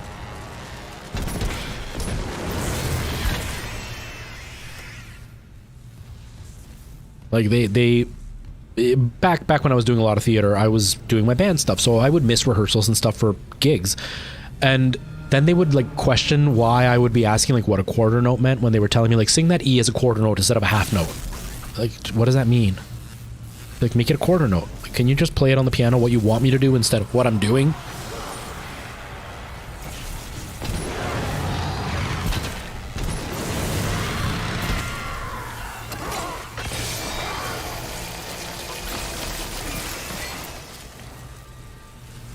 Snare drum and timpani. Nice. I love the sound of timpani.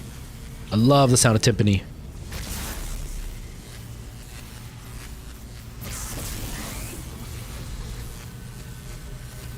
if it wasn't for your expert key holding, when you would stand up there and you'd be like, bling, bling, bling, bling, testing, testing, bling, bling, bling. Yeah, if it wasn't for him, we would never have had proper professional sound.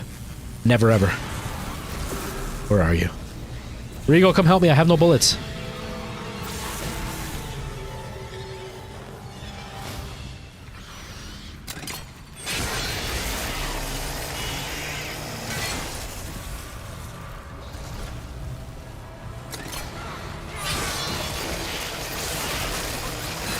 Oh, God!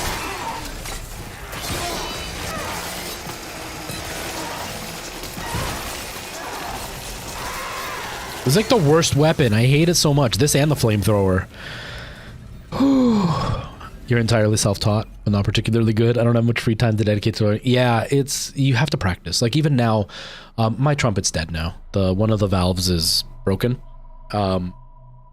Not broken, but it's seized up, and I don't play, so I'm not going to pay to get it fixed. Like I don't play anymore. But yeah, I was self-taught with everything. Piano, I think I took less than a year for lessons. I learned the real basics of like how to kind of hold my hand and kind of how to play the keys. But outside of that, everything was done by ear. And I would sit for hours and just fiddle on the piano until I could figure out what I was trying to make. And then out of just like fun, I started to play the guitar. My brother's friend left the guitar at the house, and so I started to mess with that.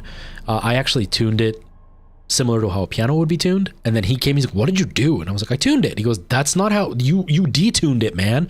And then he showed me like, that's tuning. He goes, yeah. And then I started learning, and then I taught myself to play a bit of guitar. I wasn't going to play anything crazy, but I was able to play. There's a Dominican style of music called bachata, which is like romantic music, but it all goes with like a guitar with like the chorus effect on it.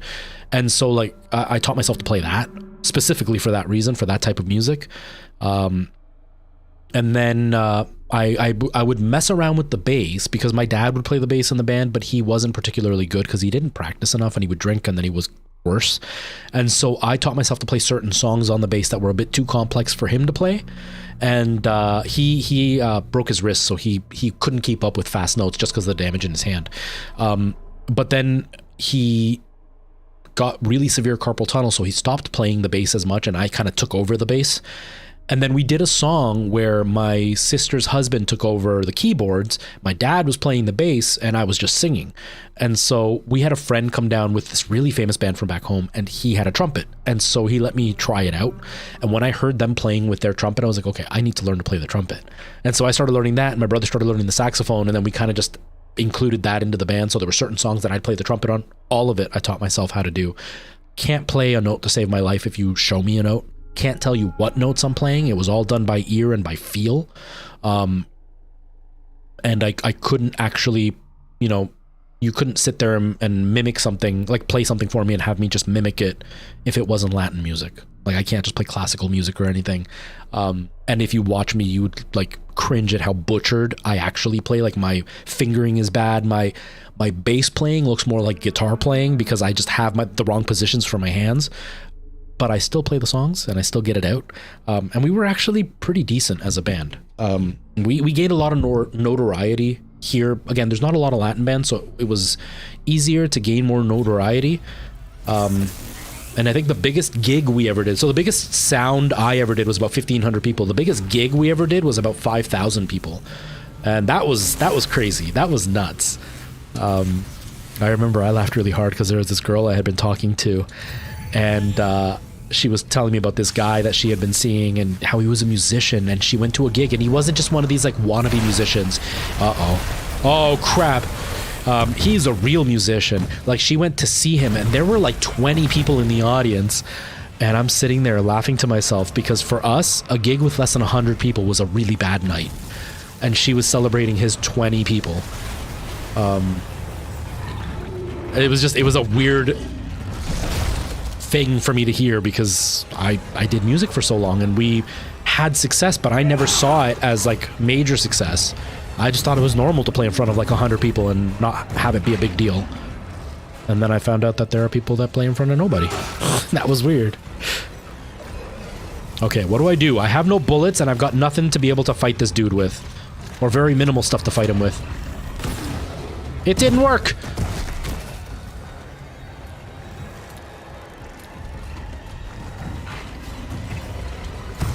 Oh god! Oh, I should concentrate instead of talking.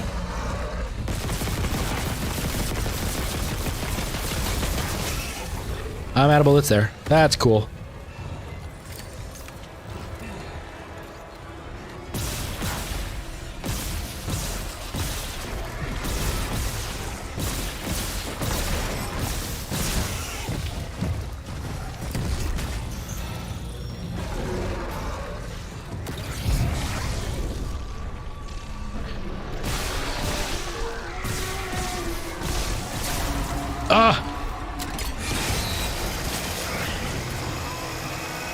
Did he die?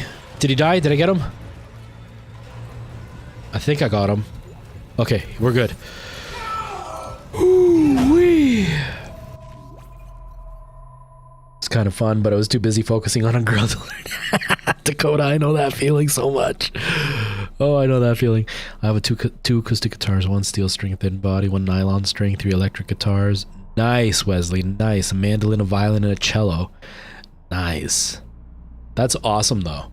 I had 1 guitar, and then I sent it in because one of the frets was not level, so it wasn't playing. Like 3 of the frets sounded the same because of the fret levels. They weren't good or whatever. So I sent it in for them to fix it, and then they dropped my guitar at the place and they cracked it, like this really big crack along the back. And then they fought me about it, but then they took it in to fix it, and then all they did was lacquer it. And you could still see the crack. And I was like, you didn't fix it. You just like took away the finish and then added more finish. It's still cracked. So then they bought it from me for the price of a different guitar. So I bought a different guitar, and then that one got stolen. And I was really heartbroken about it. I paid my dad paid like $1,000 for the guitar. I don't even remember what kind of guitar it was. I don't even remember anymore, but I really liked the guitar. It had a really nice sound. And we did a gig with another band, and we were, tearing up. We were the closing show, and we finished everything. The other band stayed behind, and we were putting everything away. The thing is, there was like 8 or 9 of us involved in the band, so all of us were unpacking and packing up at the end of the night. And so we were packing up, and I was like, oh yeah, they probably grabbed my guitar because I don't see it. And then they were like, oh, he already took care of his guitar.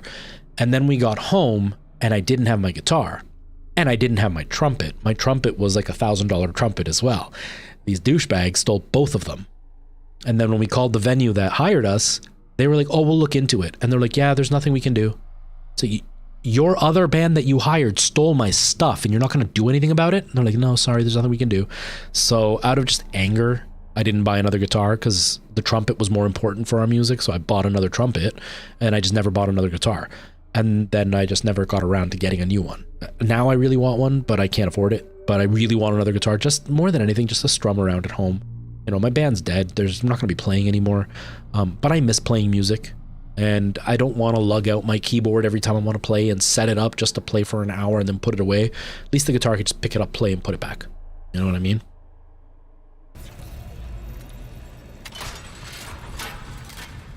It's always related to about a girl as well.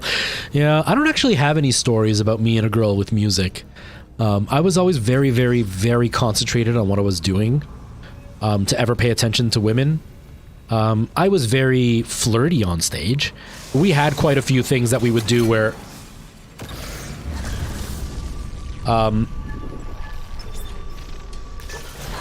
like I would be very flirty on stage. Like I would we did this thing, I don't know how old all of you are. Some of you that are around my age will remember the song Bomba. It was a really big reggaeton song that came out when reggaeton first started to really hit the mainstream.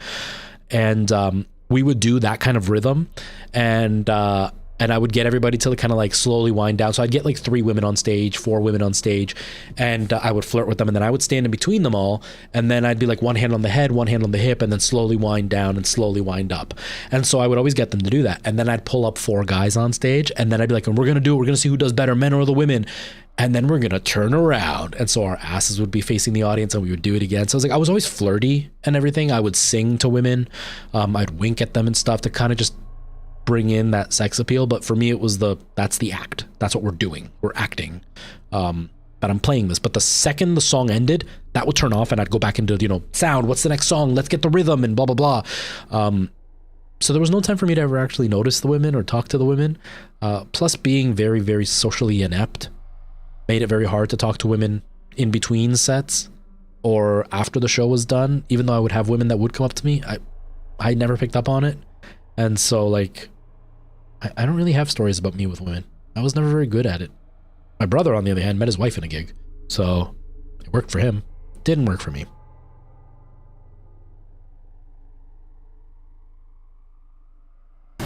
Still got an A though. Nice. Holy crap. Whoa. We're getting a gigantanormous raid. Welcome.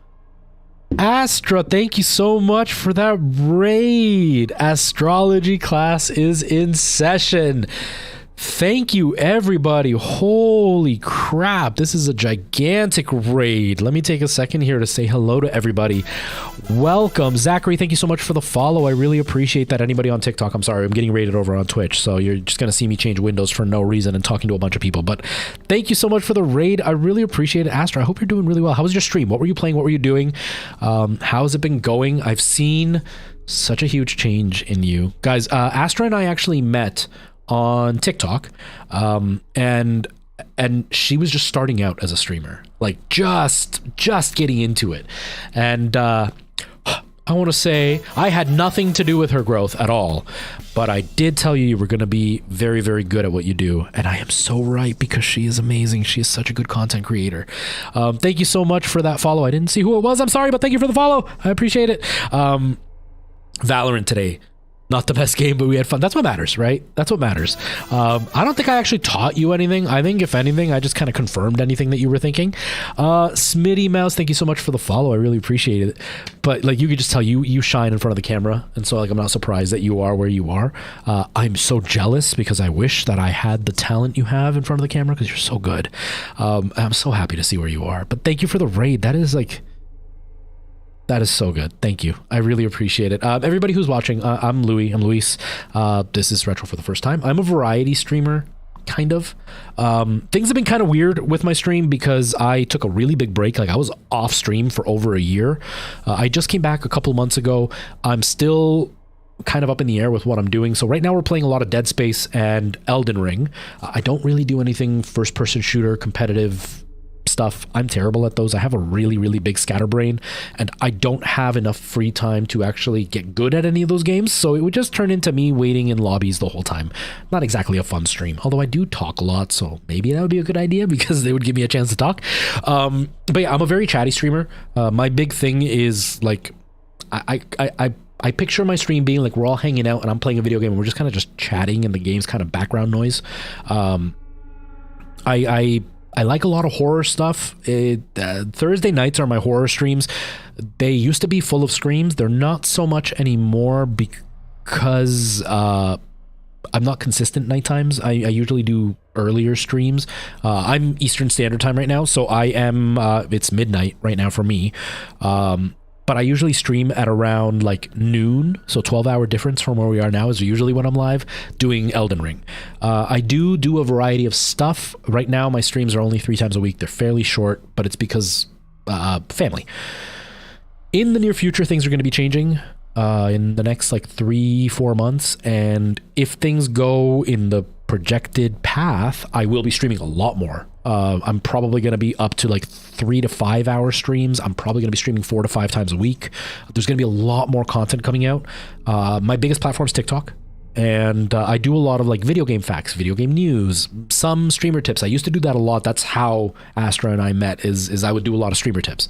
But now I do more video game stuff because the streamer tips are everywhere, and anything that I can teach, everybody else can teach, and others can teach it better. But I still once in a while do that. And yeah, that's me. That's me in a nutshell. And like I said, I talk a lot. I talk a lot. I am Gypsy, but at the rate that I am playing, it is going to take me forever to even beat the game, because I've been playing now for about at least 4 weeks, twice a week, and I've beaten 3 bosses. 2 actual bosses and 1 optional. So like I haven't done anything because this happens. Not the raid, but like I stop and I talk. And when I mean to be only 30 seconds, I take like 10 minutes.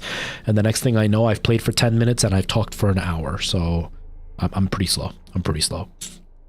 I appreciate that, Astra. I'm very I'm much more talkative now than I was when we first met.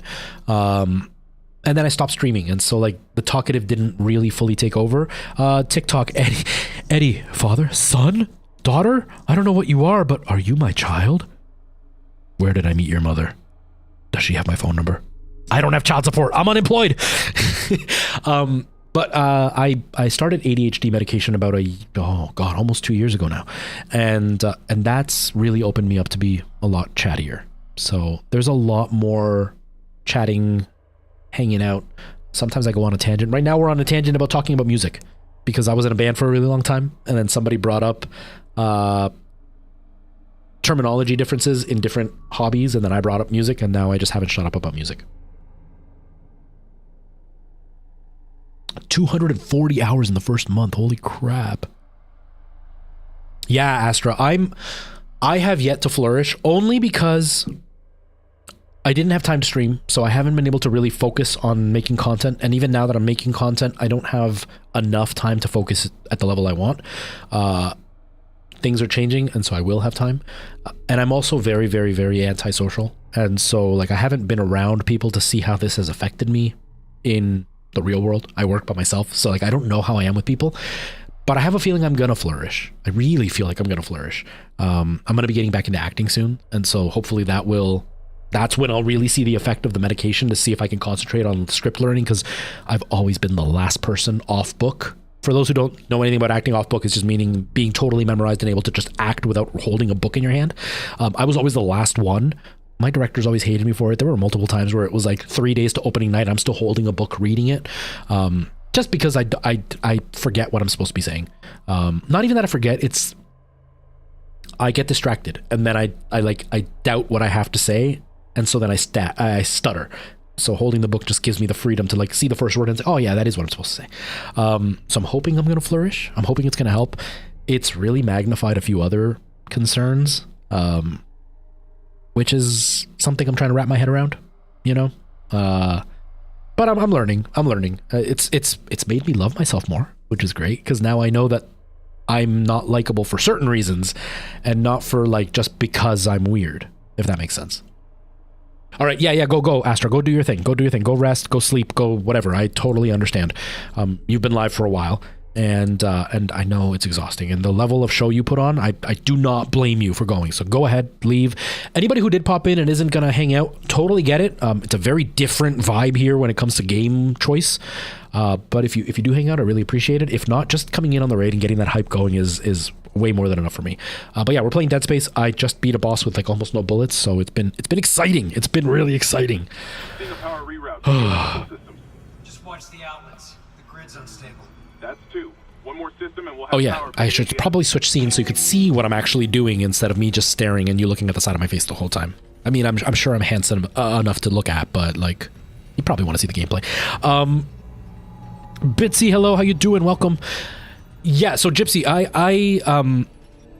I try not to play offline. If I'm playing a game, I try not to play it offline because I like the genuine surprise of something happening on stream. I'm very much the kind of streamer that fumbles his way through games, and I like that. I like looking like an idiot on stream, even if I've played a game for like 1 billion hours and I still suck at it. That's the fun for me, is watching how like embarrassingly bad I am at some stuff. I have played Dark Souls every single week, at least once a week, on my stream for 4 years. I am still absolutely horrendous at the game. But I don't play Dark Souls outside of the stream. And so it's really limited to a couple of hours a week. But for me, the fun is watching how stupidly I die when I like roll off the edge of a cliff, or like I get surprised by a monster that I knew was there, but I just wasn't prepared at that moment. So when it comes to Elden Ring, I haven't played it off stream because I want to have those moments. I got caught with like one of those big dark night horse things, you know, the ones that only show up at nighttime and they're giant and riding the horse. I got caught off guard by one of those, and it was terrifying, but hilarious that I got attacked out of nowhere. Yeah, it slows it down considerably. And then you add me talking. Like, I think I played on so I stream Tuesdays, Thursdays, Fridays. I probably should have mentioned that to everybody. And on Tuesday, I was playing Elden Ring. I was live for 2 hours. I played for 15 minutes, and I chatted the rest of the time. Because I just went on a giant tangent. I hadn't been live for a few days, and I hadn't talked to anybody in a couple of days. Like, at all, in real life or on stream or anything. And so it's like I had a lot to get off my chest. And so I just chatted the whole time. And not like a lot as in like I was feeling emotional. No, it was just like, oh, so today I went to the store and I did this. Like, that kind of chatting. And so I ended up not playing. I cracked the Ishimura's Matsai reports. They're a fucking horror show. These things mold any dead tissue into a new form. One kind infects corpses, and the rest... Make more corpses to infect. That organic shit on the walls, that's dead tissue too. The crew thought it was a habitat changer. Isaac... Give me a second, Bitsy. Diagnostics. I think that's death spreading. How do you do that? Like, what do you use to convert it into an embroidery machine? I don't wear hats anymore as much. Like, I'm wearing a Americans beanie, Canadians toque. I'm wearing a toque right now. But I've always wanted a baseball cap with my logo on it. But I've never had a good logo that would work in an embroidery machine. It was always way too complex. But like this it's not on camera. Oh, it's way over there on this one. I was looking on TikTok. But this logo here is much less complex, and I would like to get that embroidered. But the place that sells hats in my region, they charge like $75 just to convert the file, and then it's like $50 for the hat. I can't bring myself to spend over $100 on a baseball cap. What app do you use? You bought an embroidery machine. Okay. Huh. Maybe I should just do that. Just embroider my own stuff. I'm all about doing it myself. That's how I learned photography. I was too cheap to pay a photographer. I paid one and I hated it. Then I was too cheap to pay another one. So I just bought a camera and did it myself. Yeah, I would do just the R too, Preston. Although, no, you weren't here. There was a guy that like lost his mind because, I don't know if it was a guy or a girl. I think it was a guy that lost his mind because I have my logo, and somebody on Twitch offered to make me like the channel badges or whatever for like all the different like subs and all that, and they used the R. The thing is that Respawn, I think is what the company is, I think it's Respawn, uses a very similar R in their logo, and somebody lost their mind saying that I stole my logo from Respawn, except I genuinely did it myself. Like, I didn't use anybody else's logo. I picked a font, and then I wrote out my logo in the font, and then I traced the font and then erased parts and moved stuff to make it fit the way that I wanted. Like the T was just a regular T, and then I like sliced it, and then I turned the T into part of the F, and like I moved stuff to make it work. But this guy lost his mind saying I stole the Respawn logo, and it's like, no, dude, the R happens to be similar. The rest of my logo is totally different, and even my R is slightly different than the Respawn R. Slightly, not very much, but slightly. So it's like I come in with that hat. Can you imagine how many people are you sponsored by Respawn? No, man, not. I'm not. I don't know. People just like to point out that other people can't be creative. That's all it is. There's like this like fetish in trying to tell people that they can or can't do something, or that they stole it from somebody else. It's insane. That's like one of the biggest drawbacks to being on the online thing. Don't die, don't die! Do I have health? Do I have health? I do.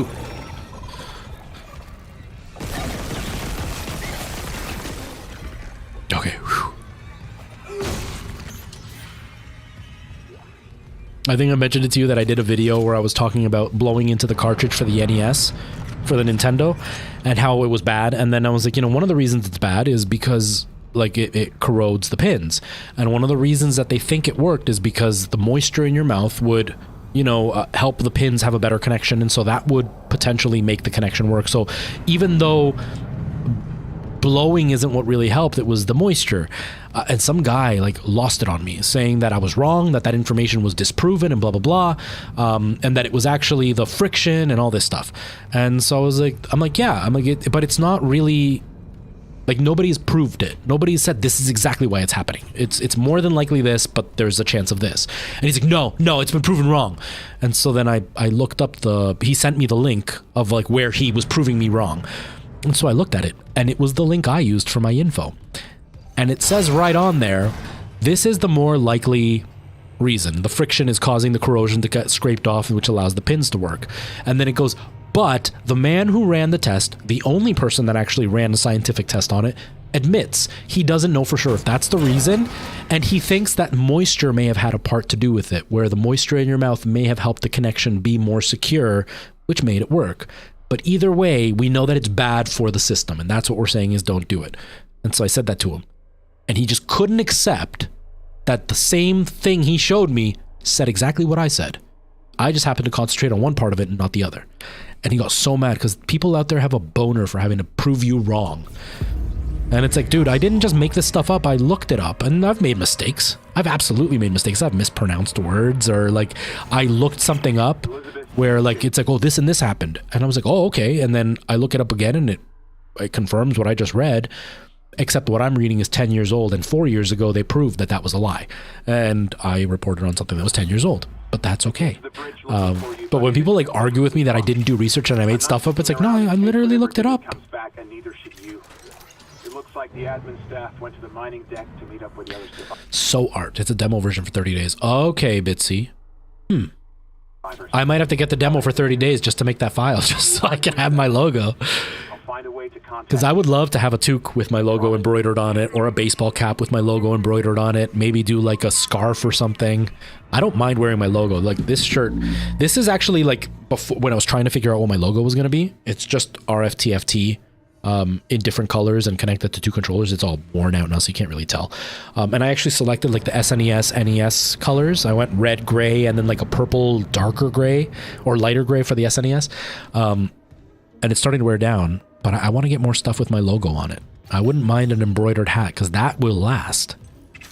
And I don't wear hats very often anymore, but I wouldn't mind having that. I miss having hats, and I would love to. Oh God!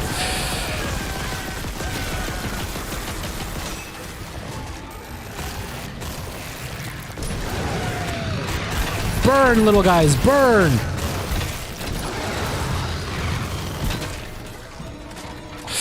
I'm cornered. I'm cornered. Do you guys like how I give you the play-by-play as you're watching me being cornered, and I'm telling you I'm cornered because apparently me telling you is necessary? You can't just see it for yourselves.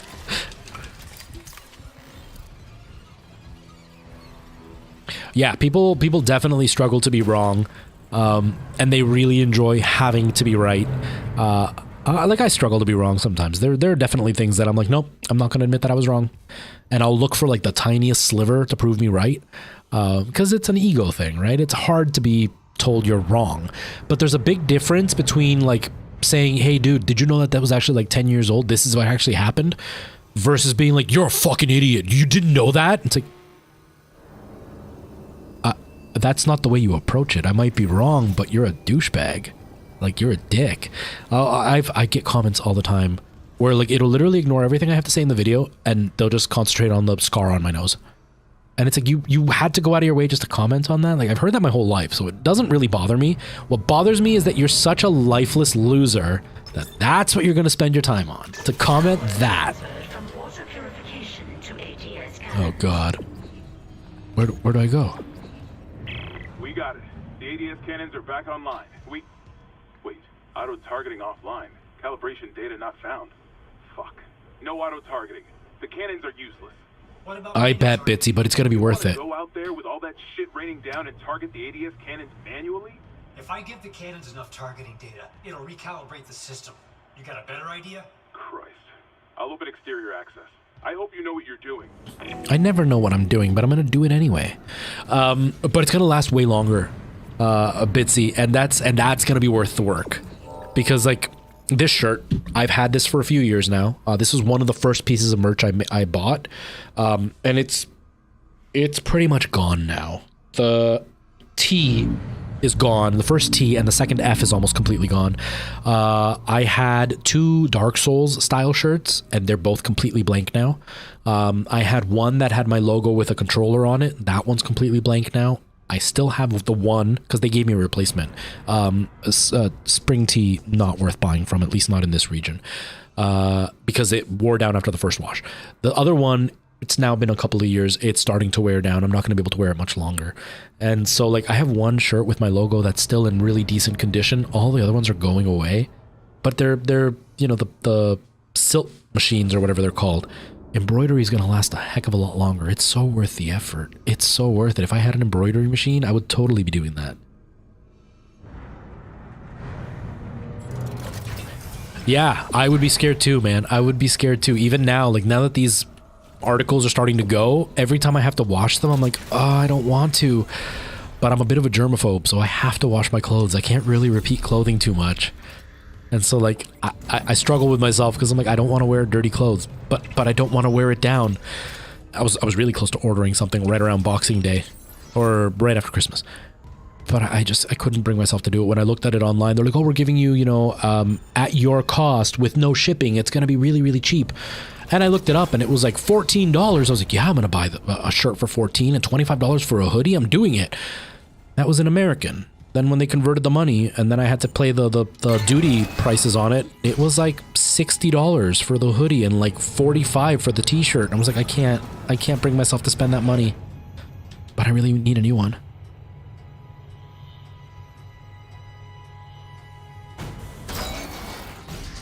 Yeah, Dakota, it's stuff like that I get all the time. You know, the one guy that's like, why are you always on my For You page? You're commenting on my stuff. Of course I'm going to be on your For You page. I had one, I mentioned this one before, that this one was my favorite because the guy was just so stupid and he tried so hard to like act like that's exactly what he meant to begin with. Where like I made a video and I was like, video games are dying. And I was like, all right, before you lose your mind, I'm being hyperbolic. I was like, people got mad when I said this, and it was like, video games are dying. And then people got even more mad when I doubled down on saying that. And then people got even more mad when I showed them proof as to what happened. Yes, I was being hyperbolic, but I am trying to make a good point. Now that I've said all that, I guarantee you people are still going to be mad at me. That took me, what, 10 seconds to say? He put in there, you're an idiot thinking that video games are dying. They're the best they've ever been, blah, blah, blah, blah, blah. And I was like, you realize that I pointed people out like you in my video, making fun of people getting mad because they couldn't listen to the part where I said that was me being hyperbolic. He's like, well, you were just too boring. I couldn't get through it. I'm like, you couldn't get through 10 seconds of the video. It took you longer than 10 seconds to write your comment down. You were just so butthurt that I made fun of your video games that you ignored everything I was saying in the rest of the video while you were making your little comment being mad. He's like, well, maybe you should be more entertaining.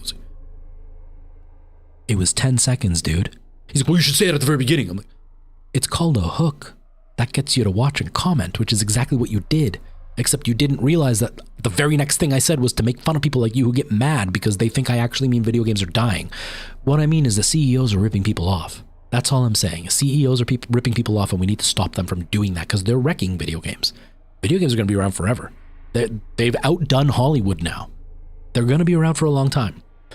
We need to stop guys like Bobby Kotick from destroying video games, and Randy Pitchford from being greedy greaseballs, and actually give respect to the devs. That's what I'm getting at with all this. But he was so mad, and he just couldn't accept that he was the stupid one for getting mad when I said people are going to get mad and still comment on this. And then he did exactly that. But I was the one that was in the wrong. You're an idiot, dude. People just, they need to prove you wrong and call you an idiot, and then they cannot accept when they're the idiots. TUES cannons to one of my tools. I target an asteroid, cannons take it out, and I recalibrate the system. We're out of options. Do it. Exactly. I'm going to keep interacting so more people pop up. Yeah, and that's the thing, Bitsy. You can literally pick up an NES or SNES game. NES is a bit hit and miss, really hit and miss. But you could pick up a good NES game And the bugs that are in it are bugs that you can exploit. They're not bugs that destroy the game. And you can still enjoy them 20 plus years later. And obviously games are way less complicated. There's way less features in them. They're not as hard to make back then. But the point stands that they're not trying to rip money off of you. They're not giving you a broken game and then making you pay to get the full experience, or sending you a broken game and then you have to download the fix because they didn't fix it before they gave it to you. And then when that server is no longer online, you're no longer going to get the fixed version. And now you can't play it because you can't update it, and you can't play it until it's updated. And also they can keep their money. And it's like, that's not a good thing. That's destroying video games because these guys want to make a few extra bucks instead of having people that'll be devoted to them. Look at Nintendo. Nintendo is very, very, very tyrannical in the way they control their IPs. But people are devoted to Nintendo. There are full channels that are all about Nintendo because Nintendo provides good quality, and they know that if they get you with one game, they will hold on to you for the rest of your life with those games as long as they continue the quality. Versus somebody like EA or Gearbox that are like, no, we're going to get every cent out of you from this game. And even if you hate us by the end of it, we got all the cents we can from you right now. They forgot that in 10 years, we might give them more. And in 10 years, we might give them more. They just care about their big yachts and their giant house, and they don't care about the developers who put their heart, blood, sweat, and tears into this. Exactly, Dakota. And it was all pressure from the CEOs, because like devs get the heat because they made the game, but the games are broken because the CEOs don't pay them enough. The CEOs make them do multiple people's work with only one person. They tell them they have a deadline, and they turn around and go, the gamers are not waiting. Well, the gamers are annoying and they are a big problem, but devs are willing to put games on hold while they still fix certain things. At least make the game playable. Just make the game playable. We're not asking for the game to be, full of 50 hours of content every time, but make it decent. Make it a good 20-hour game. Make it not broken. But CEOs want the game to be 200 hours and, 190 of those hours are nothing. They're just filler.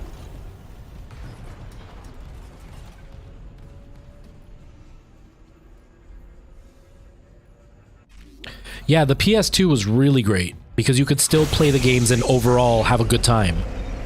Whoa! Zero gravity. The 360 is when things started to get kind of messy. And it was frustrating. And even now, how many times have there been games that are just no longer on the store and you can't get them?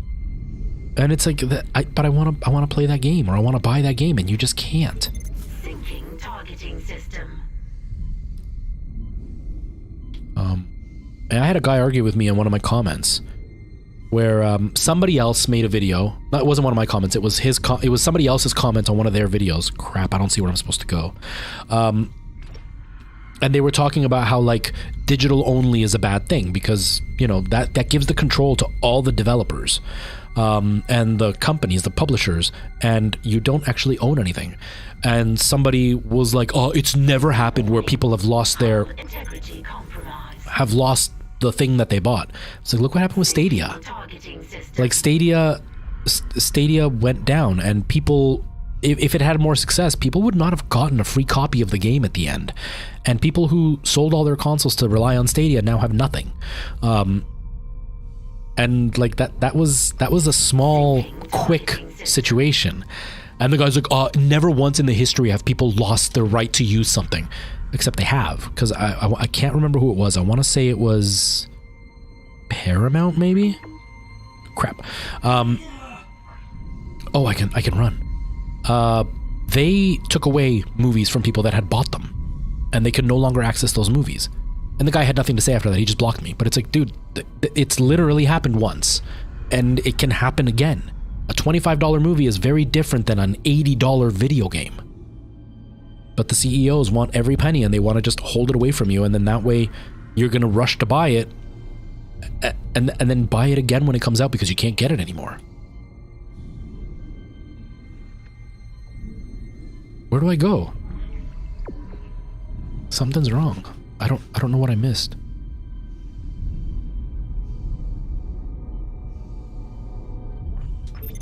Syncing targeting system.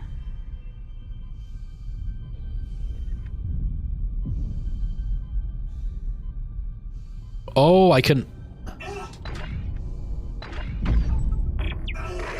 Oh, okay. I didn't read the instructions. I was too busy talking. I get it now.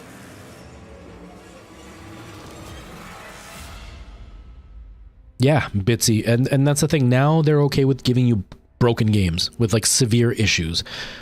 This game has a severe issue. I don't know if they fixed it, but there's a thing because of the way that the SSD works. The game, I don't know if you were here for it, but anybody else who wasn't here for it, the game actually loads and goes live before it's fully done loading. So they give you the load screen to load the assets in that still have to come in, like the graphics and stuff. But the gameplay, the AI is active as soon as you die. And so what was happening to me is I got killed by one of the aliens, or whatever they're called, and the game reloaded, but it loaded me right next to the alien. And then the alien would kill me as it was loading. And then the load would finish and it would show the animation of death. And it would reload me back next to the alien. And then it would kill me while it was loading. And I couldn't do anything to fix it because while the load screen's on, I have no control. And so I was done in a death loop. That's a game breaker. Now, obviously, you could quit and then just reload and it'll load you in your last save point. But like, let's say I hadn't saved for half an hour. I think there's quick saves in this, so it's not as bad. But like, that's a big, big glitch. And you're going to tell me nobody saw that happen? I'm pretty sure somebody saw that happen and somebody higher up said, no big deal. But that to me really soured me. That really bothered me. Because it's not something that's hard to fix. Just disable the AI until the game opens up the screen.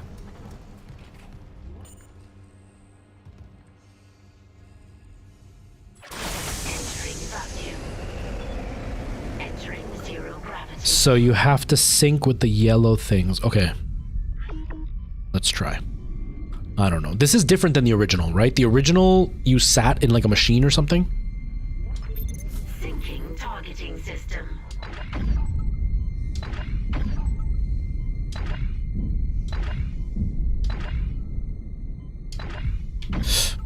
Ah.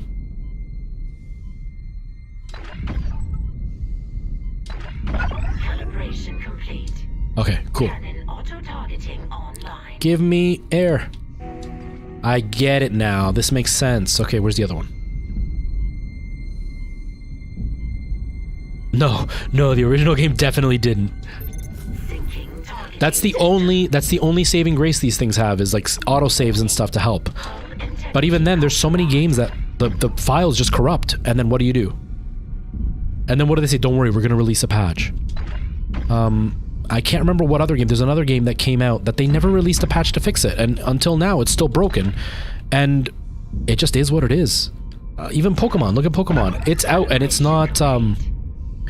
It's not in great condition. And Nintendo just has never bothered, or Pokemon Company or whatever, just never bothered to fix it. It really sucks. It really, really sucks. It's disappointing.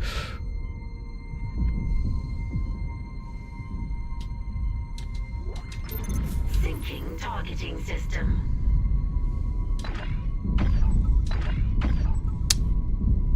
I'm having a hard time because I'm using a controller. I have no health. Oh, this isn't good. Shoot it.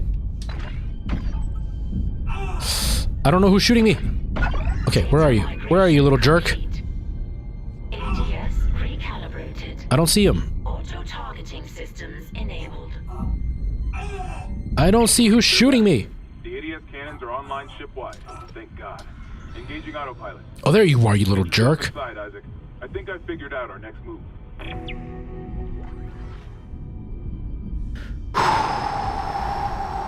Yeah, and it's disappointing because apparently it's a very good game. If it wasn't broken, it would be amazing. We got it for Nora, and she doesn't play it. She doesn't play it at all, and she really likes Pokemon, and she just won't play it. And I have a feeling it's because it's broken, but she won't tell me that she doesn't like it. I think she's scared to hurt my feelings. And two, I think Lone Wolf. Oh no, sorry, I thought you said Lone Wolf. I didn't mean to call you out. I apologize.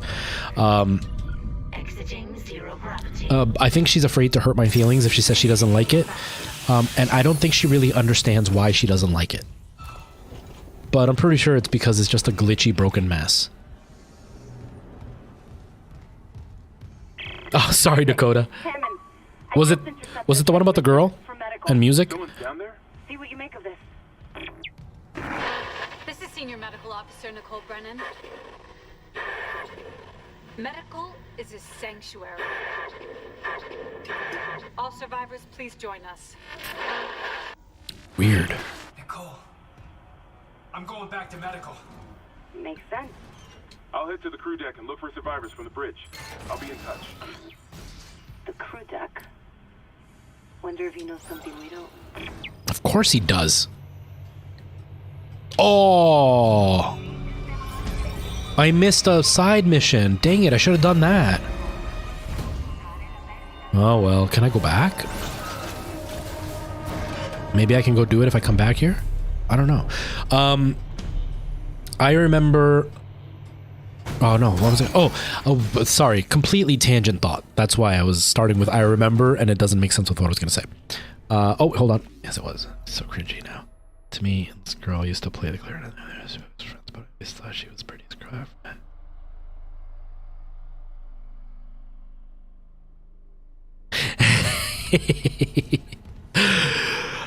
I don't miss being young. I don't miss feeling insecure. I don't miss feeling scared in like who I am and what I want and what I should and shouldn't do and that kind of stuff.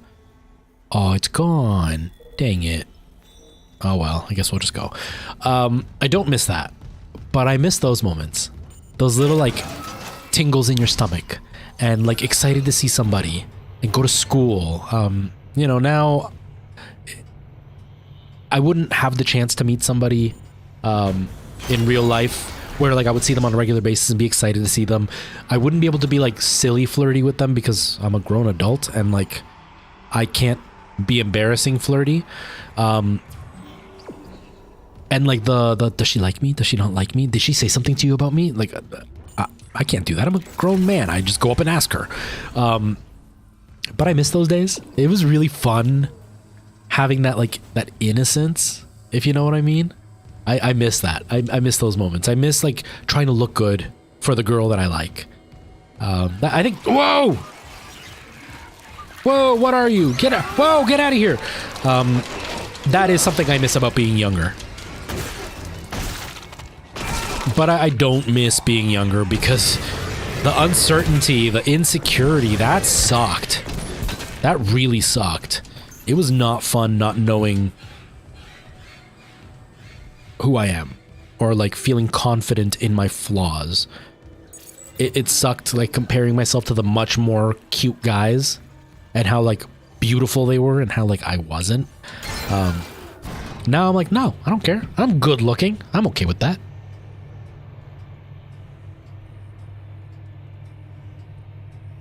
So you could hide. Yeah, exactly. That's exactly it. I remember there were girls that liked me. Again, I'm socially inept, right? Like I'm not good at reading people. It's just not something that I'm good at. But I remember in high school, I did the victory lap, we called it. So when I went into high school, we had in my area, we had something called OAC. So we had, for Americans, we go by grades, but we had grade 9, 10, and 11, 12. And then we had OAC, which was like grade 13, but it wasn't grade 13. It was like a special prep type of thing.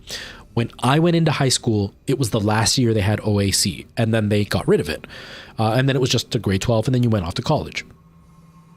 I got to grade 12, and in my region, we had to do volunteer hours to get our graduation diploma, and I didn't do them.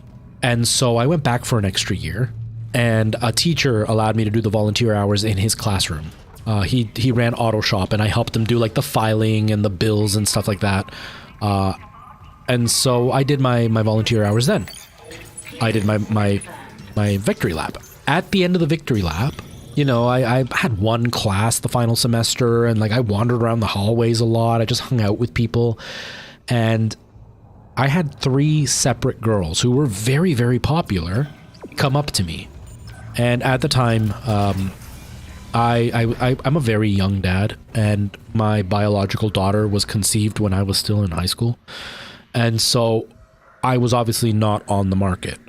And I had 3 separate girls come up at 3 separate times, tell me that now that they know they're never going to see me again and that I'm off the market and I'm never going to be an opportunity for them, that they're comfortable telling me that they always had a crush on me and that they really wished that I would have asked them out. And because I can't read people, I never picked up on it. And I was like floored at the fact that girls liked me that were like really popular, because these were like insanely popular girls. But I was socially weird, so of course I didn't know what to do. And they didn't approach me because we didn't hang out in the same circles because I was weird. But I missed those things in high school of like being excited that somebody might like you and stuff like that. And I was an adult. I'm like, I'm old and I'm fat. If somebody likes me, man, they got low standards. No, now it's more like, you know, if I'm interested in somebody, I'm just going to approach them and talk to them about it. And if we're going to go out on a date, we're going to go out on a date. And again, because of my social thing, I am much more clear cut about it. I think other people still have like I don't want to hurt your feelings and I don't want to say the wrong thing. Whereas for me, it's like, no, we'll hang out. If we don't match, that's okay. We went out for coffee and we chatted. I'm a good chatter. We can chat and that's it. If we don't click, yeah, it'll be disappointing, but that's it. Like, it's not like you're going to lose something by hanging out with me for an evening. You'll lose an evening. And if we have a decent time as just like 2 adults, then who cares? But a lot of people don't get that. But I can approach it that way. Whereas in high school, it's like you get to know them and then like you call them and you talk on the phone. And I hate talking on the phone now, but like those giddy moments. I remember when I was in right about to enter high school, I was in a choir. It was one of the last things I ever did. And there was this girl that I had the biggest crush on. I was a little kid. Obviously, it wasn't anything serious. I had the biggest crush on her. I thought she was the most beautiful girl I'd ever seen in my life. And I don't remember her face anymore. But I still remember the feeling of how beautiful I thought she was. And her name was Larissa. I'll never forget her name. Her name was Larissa. I thought she was the most beautiful girl ever. I had the biggest crush on her. And the final show we had for the season, we were waiting in the wings before going on stage. It was a professional show, and we were just coming in. We did one song, and then we walked off, and the show continued. Closing night, the final time we were going to see each other before the summer break, her friend turns around to tell me that she has the biggest crush on me and wants to know if I like her back. I was embarrassed because I had such a big crush on this girl, and because I don't understand people, I thought that the girl that was telling me this was making fun of me. And so I was like, what? And I pretended like I couldn't hear. And then she told the girl I didn't like her. And then the girl quit the choir and I never saw her again. That sucked. Like, heartbroken child. But that giddiness is something that I wish that I had another chance to feel again. Like, as like the young giddiness, not the adult giddiness that you would get, but like that young excitement, that the stupid naivety. I miss that. That part I miss about being young. Everything else, I don't care. I feel just as good as I did back then, except for the pains. She dated your third cousin. Oh man, Dakota, I've been in those shoes. I've admitted to somebody that I liked somebody a lot, and then they dated them, and that really sucked, and I felt betrayed. But if she liked him, there was nothing I could do about it. Now I can say that. At the time, I really, really couldn't accept that.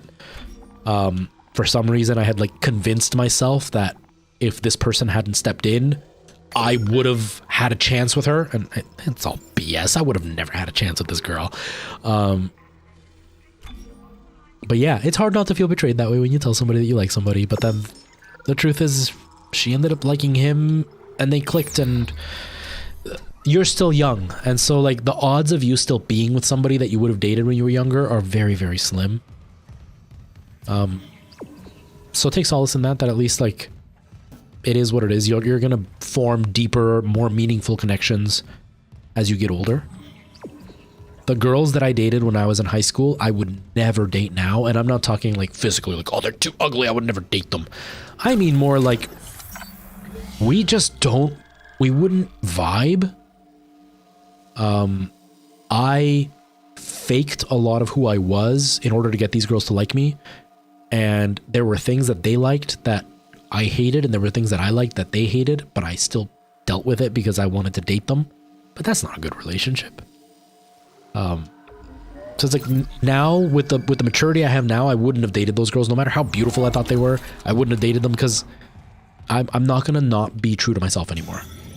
I need to be happy in my own skin and enjoy my life, and I'm not gonna let somebody else dictate what I can or cannot enjoy anymore. What is happening? What is that? It's almost 1, so I'm gonna have to stop soon.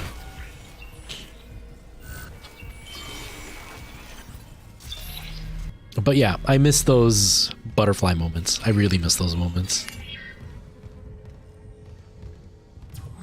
It was fun.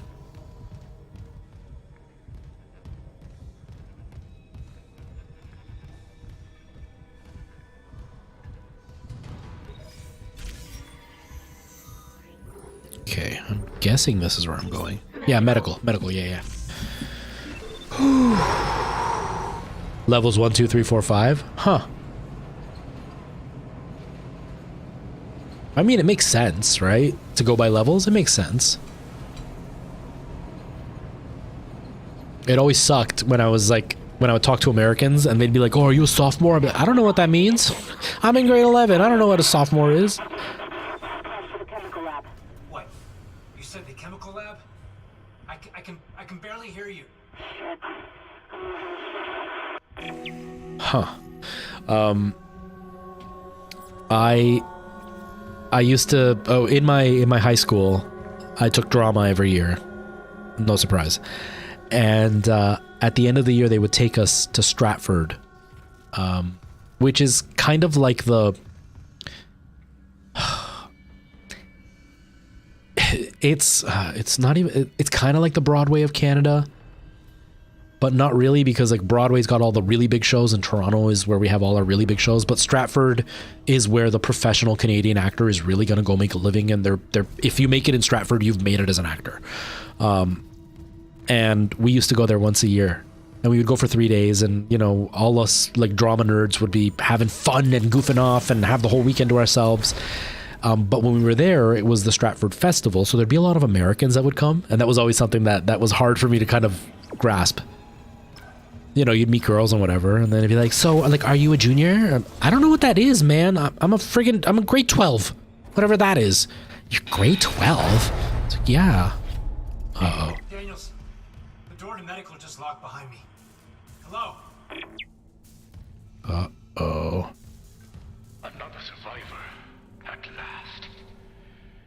You'll be safe here. I'm a doctor. Is Nicole Brennan with you? You're not here for sanctuary, then. Well, Dr. Brennan's currently engaged. Shall I send you to her? How about you unlock these doors, and I'll find her myself? Are you that selfish? You might let something in. Or out. Shit. Uh-oh. You've decided to be difficult. Take a seat. I'll deal with you momentarily. How am I being difficult, man? I'm just looking for my girlfriend. Okay. I know I just looked at this, but I'm still really, really, really scared that I don't have enough bullets. Oh, there's just so much to shoot in this game. You know what? Let's just keep up. We're just gonna go with it. We're gonna let it ride.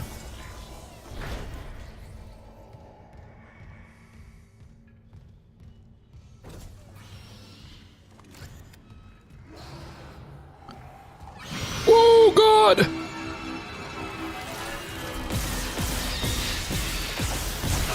Ow. Okay.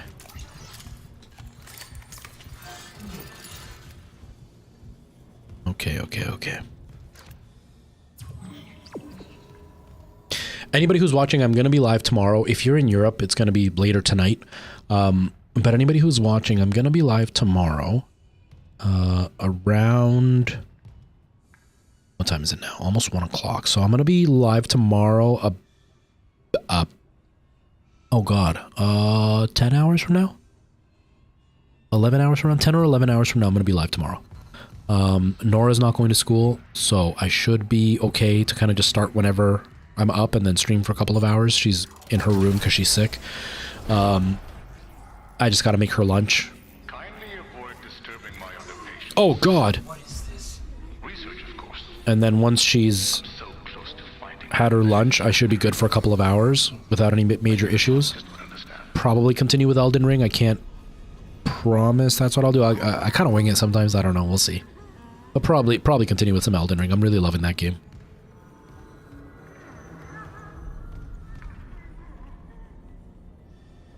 What the heck? Oh, this is so uncomfortable. Thursdays and Fridays are your favorite? It's a really short time between streams, and it's weird because, like, you know, I go to sleep, right? And so it feels like it's the... Ow. It feels like two totally different days for me. But then I think about Europe, and it's like they literally see me early in the morning right now. Like right now, it's what, 5 or 6 in the morning in Europe? And then they... Oh God, what is happening? And then I'm live again at like 9 o'clock at night. So I'm literally streaming twice in one day. For them anyway. Oh, really?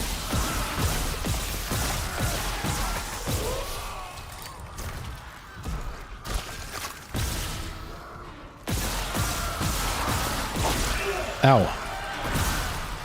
Stop shooting these things out, man. I can't kill them all. I'm wasting bullets.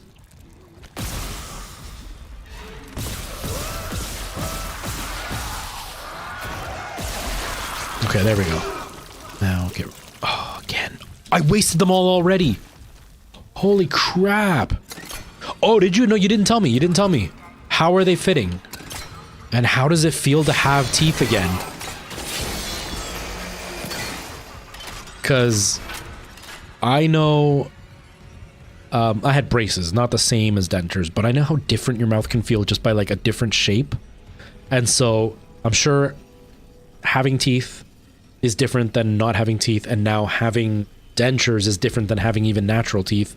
How does it feel? Have you noticed a difference when it comes to like food? Yeah. Yeah, that's not surprising. My poor grandfather, that was his biggest thing. I felt bad for the man. He died suddenly, and he had dentures, and when he was young, he had this disease, a deformity. I don't know what it's actually called in English, but it's like in Spanish, the exact translation would be like Gollum syndrome, kind of. Basically, he has wider separated eyes, a larger forehead, but not like... You wouldn't look at him and be like, oh my God, he's deformed. You'd look at him and he looked fine. It's just they were slightly off. But because of this, he was very susceptible to tumors. And it's generational, but it's like, how can I explain it? Like my great-grandfather had it, my grandfather had it, and my uncle had it. But my mom doesn't, my one uncle doesn't, and I think my aunt does. So her kids are susceptible to it. And my uncle's kids were susceptible to it. So my uncle's kids, one of them has it. Because my mom doesn't have it, I no longer have the possibility of having it. And so now my genes will never pass it on. But because of it, you can grow tumors. And so my grandfather grew a bunch of tumors in his gum line. And so he went through a lot of surgeries to get his gums, you know, fixed from the tumors. They removed so much that he lost the fleshy covering that goes over your actual bone in your mouth. And so my grandfather literally had like a layer of skin and bone. And so when he would put dentures on, there was no cushioning. So the dentures were super, super painful for him.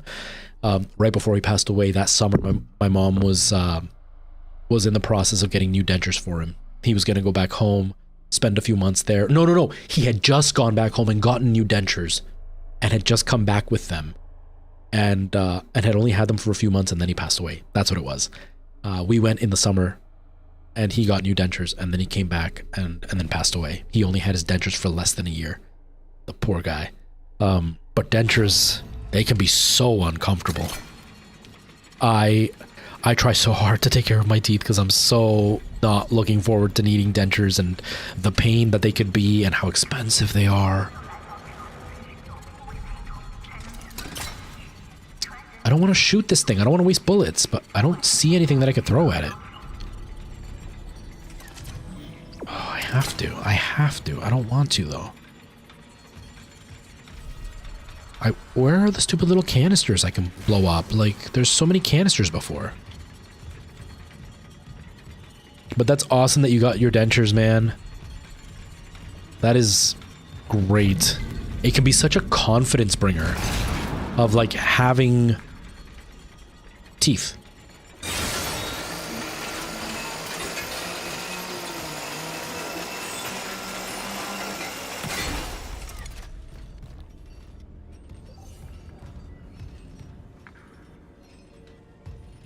Yeah, Bitsy. Yeah, and that can just like lead to more damage, and then the dentures are gonna have to be redone, and that's another expense.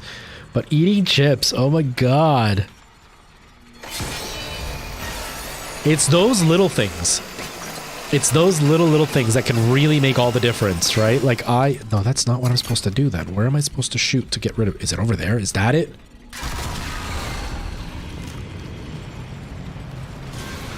That was it. Okay, perfect. And of course there's one of these guys. Where are you?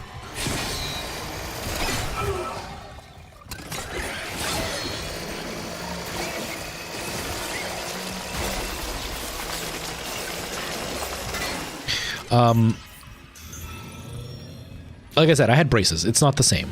But when I had braces, I had to have this bridge put in between my two molars, and it was almost like a squiggly coil shape all along the top of my mouth, but it left a gap, so it was literally like at the level of my teeth. I couldn't make the E sound for so long, and I had to wear it for over a year. When I could finally just make the sound E without having to be like, eh. Instead, I could just be like, E, and key was the one word I couldn't say. I could not say key. I'd have to be like, guys, can you pass me the k, eh? Because I couldn't say it, and they would all laugh and whatever. When I could finally say the word key, it sounds like such a stupid little thing, but it's such a big deal. So I'm sure eating chips is the same way, where it's like, it's just chips, man, just suck on them. But eating chips is different than like sucking on chips. I'm happy for you, man. I'm happy for you. Cheddar and sour cream chips. I haven't had those. I've been really okay. So one of the things with my neural stupidity, I guess is the best phrase I can use, is I don't like aftertaste in my mouth. I really hate aftertaste in my mouth, specific aftertastes. And one of the ones that I really can't stand is this? No, this isn't open, is it? No, I can't go through here. One of the aftertastes that I really hate in my mouth is the aftertaste of things like garlic, sour cream, chips, whatever they use in chips, the coating it leaves in my mouth, I can't. And even if I brush my teeth after eating them, it stays and I can still feel it. And so it bothers me really badly, which is so dumb. It never bothered me, and now it bothers me all the time. And sour cream and onions. I have been craving sour cream and onion chips more than you'll ever know. But I also know that if I eat them, I'm going to feel nauseated and disgusted for the rest of the day. And I'm fighting with myself on like convincing myself that I need to eat these to get the craving done and over with. But I can't convince myself to deal with the nastiness that I'm going to deal with afterwards. You know what I mean? But cheddar and sour cream, I really like those ones. I got bacon ones recently, and they were really good. But yeah, that aftertaste was bad. It wasn't as bad as like sour cream and onion. I know that one's going to be really rough for me. But bacon and cheddar? Now you're making me want bacon and cheddar. Damn you. Now I'm going to have to buy bacon and cheddar.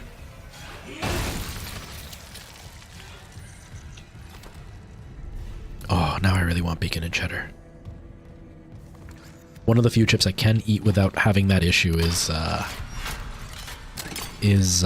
salt and vinegar and dill pickle. Now those I can eat until my tongue feels raw.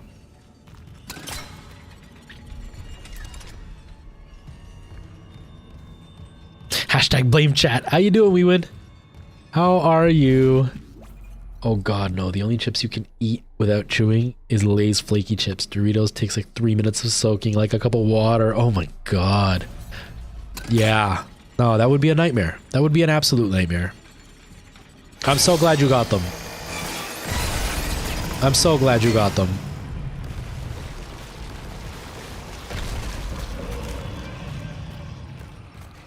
There's this great movement I've seen on TikTok.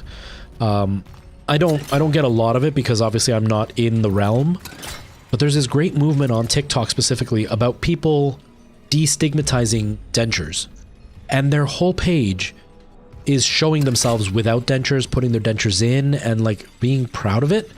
I think that's awesome because yeah, dentures are something that are part of life. Not everybody ends up with them, but a huge chunk of the population does. Most of us will end up with dentures, and it's very rare to see older people without dentures. So destigmatizing it for those who are younger and are getting them is, I think it's awesome. I think it's awesome because it's not something to be ashamed of. You know, obviously having dentures, having teeth shapes your face in a certain way, and losing those teeth takes away that shape, and that can be so hard, just like losing your hair. But dentures, nobody really needs to know. They're not super obvious, unless somebody is like really looking out for them. And who's looking at people going, yeah, they wear dentures. There was a girl that I was actually talking to for a while when I was in my nursing assistant course, and she had dentures, and I had no idea. I had no clue until one day she told me that she had dentures. And the only reason she told me is we were talking about something. It was something like going on a date or whatever, and something had happened, and so she couldn't come. And it was because something happened with her dentures, and she didn't know how to tell me. And then she told me, and I was like, oh, okay. At the time, I didn't know fully how to react because I was like 22 years old. I was young. Obviously, TikTok wasn't around, so I wasn't exposed to how many young people wear dentures. And so it was, I was like, how do I respond? Like, do I like go, oh my God, I'm so sorry? Or do I pretend like, whatever, no big deal, and almost like dismiss what they're feeling? Or do I like just ignore what they're saying, kind of like, oh, okay, and not bring attention to it? Or are they telling me because they trust me and they want to talk about it? Like, I don't know how to react. But yeah, it didn't bother me at all that she had dentures. It was like, whatever, no big deal. But I spent so many years with frickin' braces on. I don't want to lose my teeth because of all that damn pain I went through. And even now, a few of my teeth have gone crooked again, and I don't want to get braces again because I'm not going to be 40 with braces. But I hate it because I had such pretty teeth for a long time. Although my teeth are still really pretty. I look back at my videos, I'm like, man, my teeth are really white. But I go through a whole regimen to take care of my teeth now to try not to lose them. I'm good, Weewin. Are you doing okay as in you're not sick anymore, or did like you not have a good day or a good morning and now you're doing okay? To PAX East before I start back up with streaming and making vids. Yeah, I don't blame you.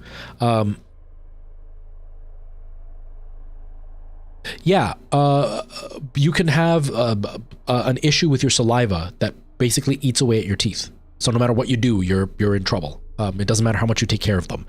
You could have a diet due to financial situations where it's not good for your teeth, and if you're not in a good financial circumstance, you have no choice but to eat the stuff that's not good for you, and then your teeth pay for it.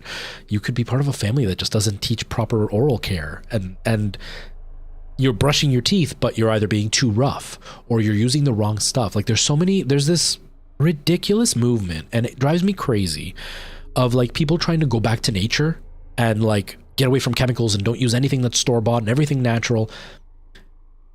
But the people teaching them about it are people with zero education, and so they're just kind of guessing at stuff, and they just cause more damage for themselves using things like, I've seen things where like they take baking soda and they'll like mesh it in with charcoal and use that to brush their teeth, except that can be micro abrasive, and over the years it'll just kill your teeth. So yeah, they're brushing their teeth, they're doing everything they can, but they're not educated in the right way, and so they're just causing the damage themselves.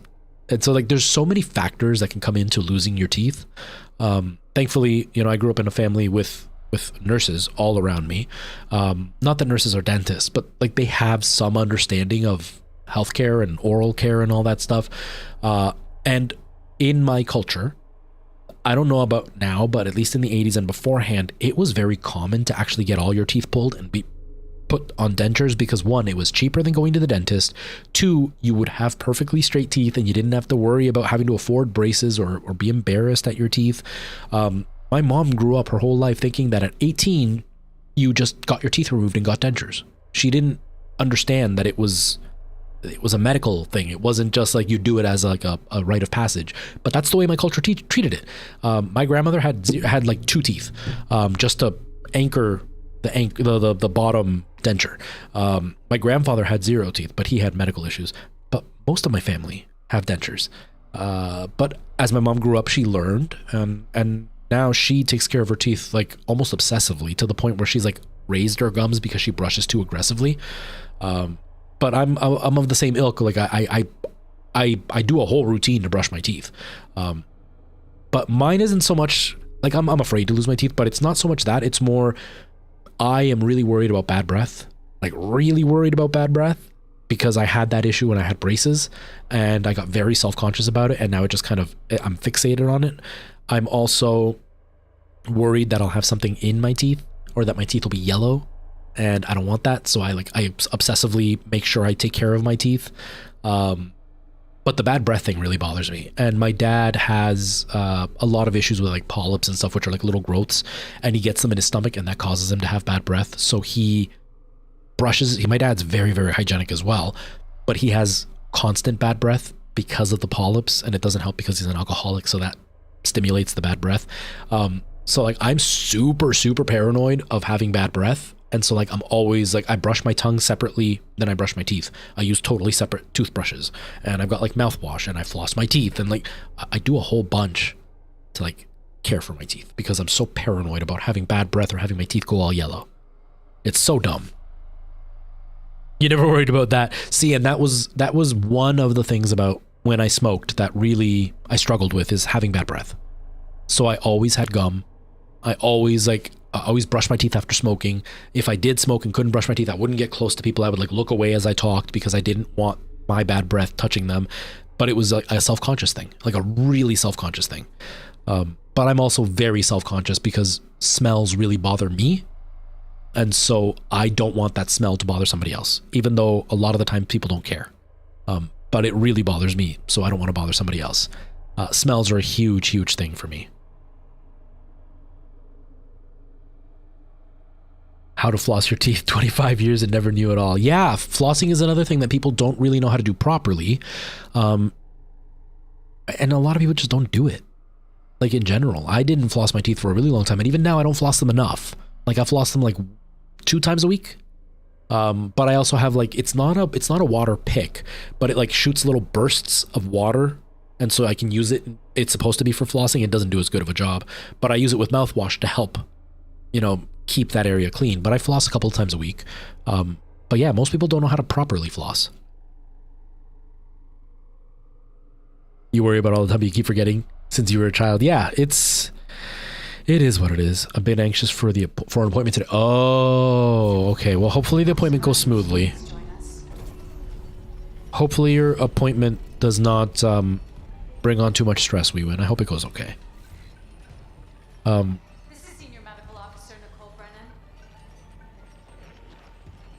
Is this the same video I watched earlier? I think it is. Oh, what is this?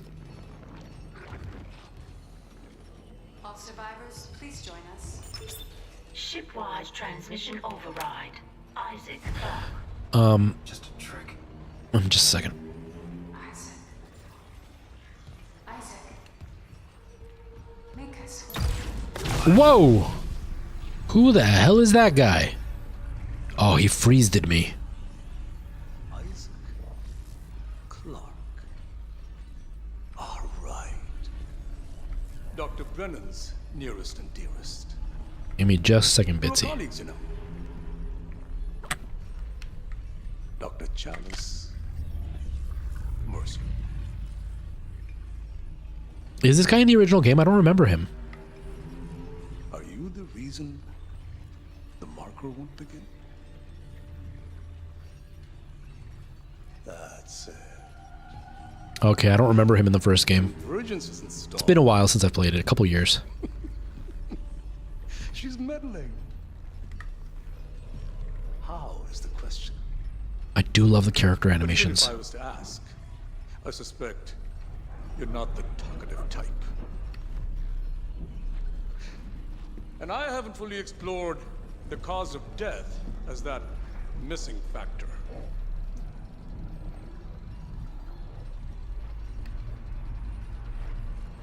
Dismemberment. Now I think we're on the right track. You played it for Spooktober?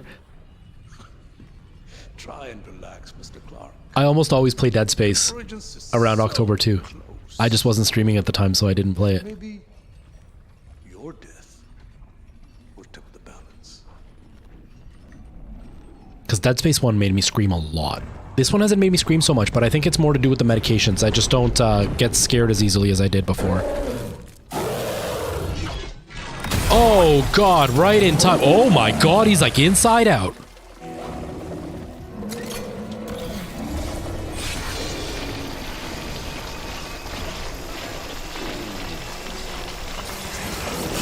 Holy crap. Oh, I have no bullets of any kind.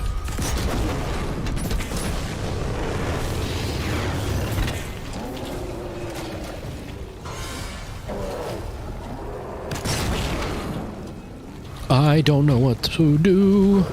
I'm almost out of bullets. This isn't good. Daniels, open the chemical valve. What? Just do it. On it. Okay. It's open. Go. Oh, he's still regrowing. Oh god, he's still regrowing. Give me this thing. What is this? Go, go, go, go, go. Okay, okay, okay. Okay, now that I'm good. Now that I'm good. Give me a second here. Whew, catch my breath. Yeah, 2 years straight is a very long time. Yeah, I'm sure that's what kind of pushed it over the edge, right? Because your teeth can rot really quickly. Like, it's a very, very short amount of time it takes for your teeth to start rotting. And once the rot sets in, unless you seek medical attention and do a lot of maintenance, it's very hard to get it back. So I'm sure that was a huge factor in it. I'm sure there was more to do with it. My whole thing with like smells, because it bothers me so much, I was not one to forget to brush my teeth very often. It's very, very rare that I forget to brush my teeth. And even in my deepest funks, because I've been in some pretty dark places, even in my deepest funks, that was one thing I never skipped. That or showering. Those are the two things that I just can't, because smells bother me so much. And when I don't have a clean mouth, I can feel the bad breath and I can't deal with it, because I can feel the taste in my mouth and I can feel it through my nose. So I just can't. I have to brush my teeth no matter how disgustingly sad I am. And same with showering. Alana has the opposite problem. Like, she doesn't understand how I have to force myself to shower all the time. I have always been a morning shower person, and then for a long time I did evening showers, but that was because I was getting up at 4:30 in the morning. I didn't want to have to get up at 3:30 to shower to be out the door by 5. So it's just, there was no way I was going to do that. So I became a nighttime shower person, which was nice to relax to go to bed. And yes, it grosses me out that I go to bed dirty if I don't shower, but I need the shower in the morning so I can wake up. I want to feel refreshed when I go outside and feel clean when I go outside. Not that you're not clean if you shower at night and wake up in the morning because you haven't done much, but I just need that recently clean feeling when I go out. And it's the same with my teeth. I have to brush my teeth no matter how sad I am. No matter what I'm doing, that's the one thing I have to do. We went on a road trip with my parents, with my dad, down to El Salvador, and it was a nightmare of a trip. We had a lot of like technical issues with the bus we were taking. So it took us 21 days.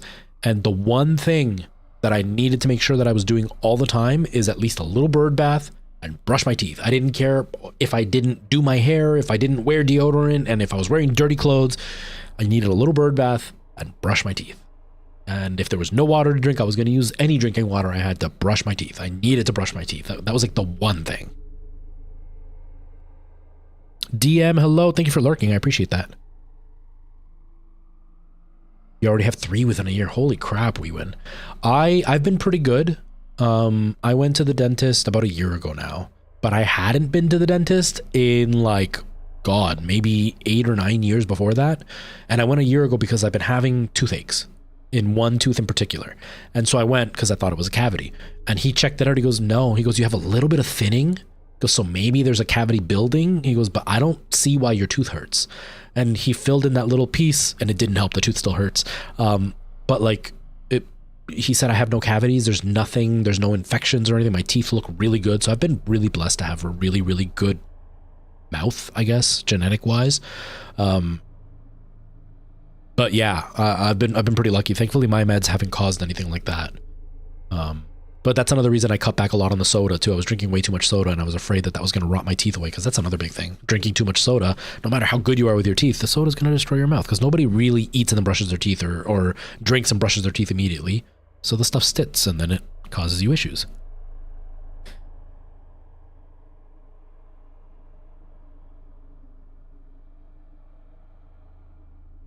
Yeah, Bitsy. And like, if you've already suffered from being susceptible to gingivitis and you're not doing the maintenance, you're literally like, you're giving your body no other choice but to take your teeth.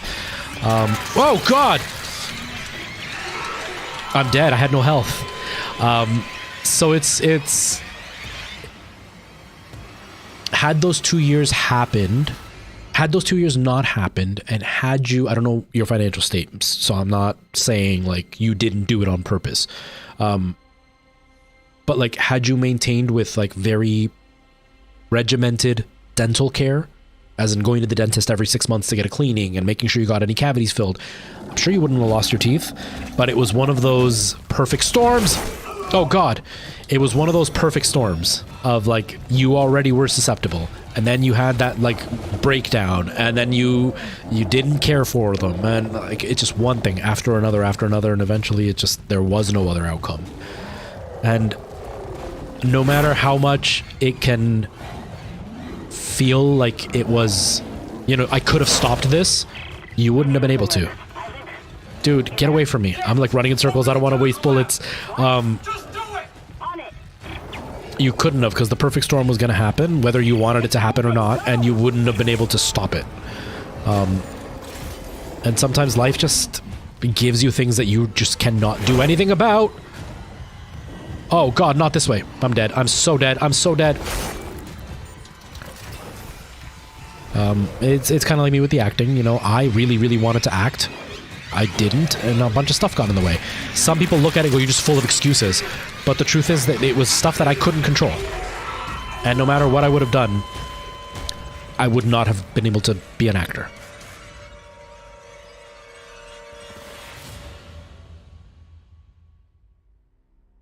Oh, okay. Now, the dentist moved to a different section, but you still have him, so it's about getting lost and trying to find the place? Is that what you're worried about, Weewood? And it was canceled because of COVID? Yeah. I hadn't been to the dentist in a long time, mainly because I don't have coverage, and it's really expensive. And I didn't live near him. He's in a totally different town from where I am now, and to see him from here, it's about an hour and 20-minute drive. And so I just never bothered. I went to one of those classroom dentists, you know, the ones that like they're learning and they're like on their final semester and they have to practice on real people. And she, hurry up, open it. The girl that I went to was supposed to do a cleaning, and she didn't. All she did was pick up my teeth, and she hurt me really badly and made me bleed a whole lot and didn't actually clean anything. The professor or whatever told her to stop because she was hurting me so bad. And so I didn't get the care. And then she called me. I'm in so much trouble right now. And then she called me every single week for the rest of the semester asking me to come back. And I was like, nope, it hurt way too much. And you didn't actually do what you were supposed to do. And I paid you. So I never went back. And like I said, I went to the dentist this time. The same guy that did he's an orthodontist, but also does regular dental care. I went back to him, and he did the filling or whatever. It didn't really help. But thankfully, he gave me a clean bill of health as far as my teeth are concerned. So I don't feel a huge rush to have to go back soon, but I probably should.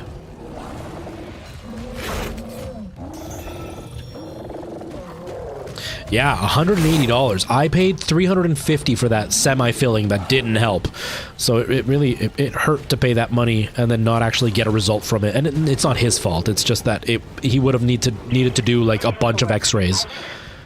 And he only did one because that's all I wanted to pay for. But yeah, $180 just to get your teeth, technically just to get your teeth brushed. I can't afford that, and I just can't justify doing it. My cheapskate side's like, no, you can save that. You can buy video games with that money. Okay. Am I good now? Can I go?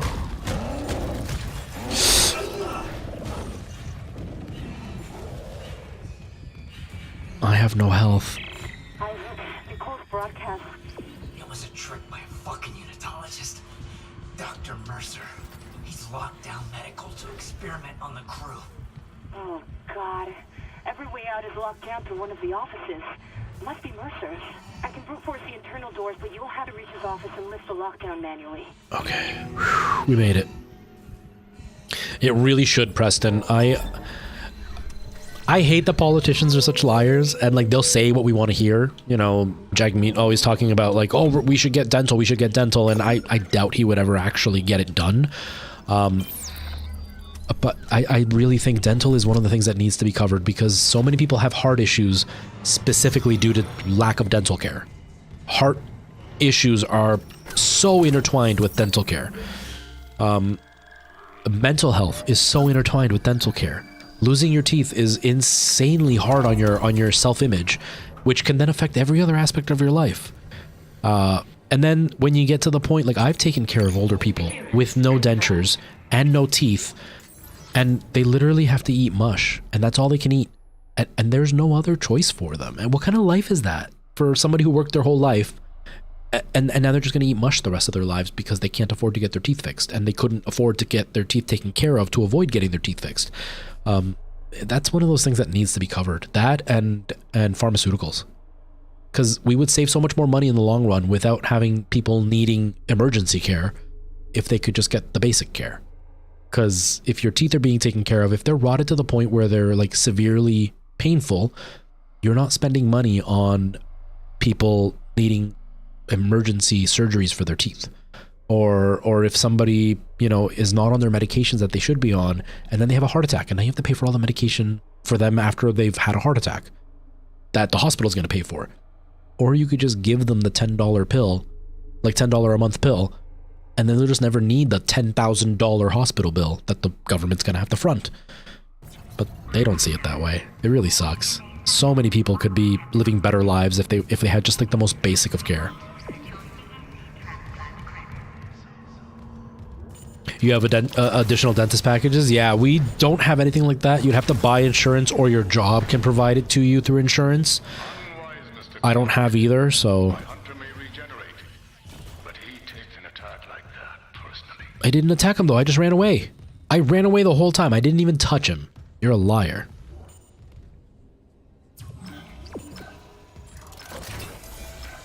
But yeah, I wish we had dental care here.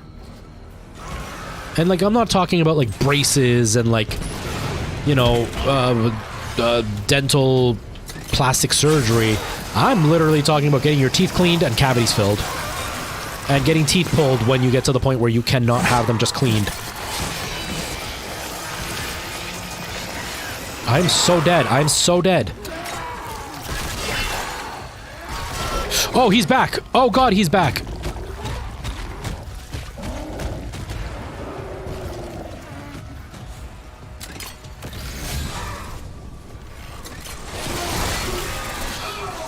I'm so dead. Oh my God. I think I'm going to have to start this next week because I'm getting close to the end of time and it looks like we're not even close to reaching where we're supposed to reach. 1 of 1. My hands are okay. If we're talking about the compression gloves, the only reason I'm not wearing them is I did laundry and I forgot to wash them. And I don't know where the gloves ended up. They're somewhere. But my hands are okay today. I had yesterday off, so they've had a chance to rest. But my hands are good. Thank you for asking, though.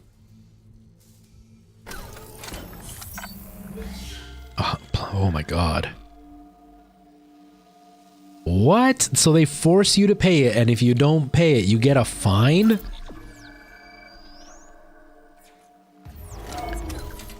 The forcing thing is stupid.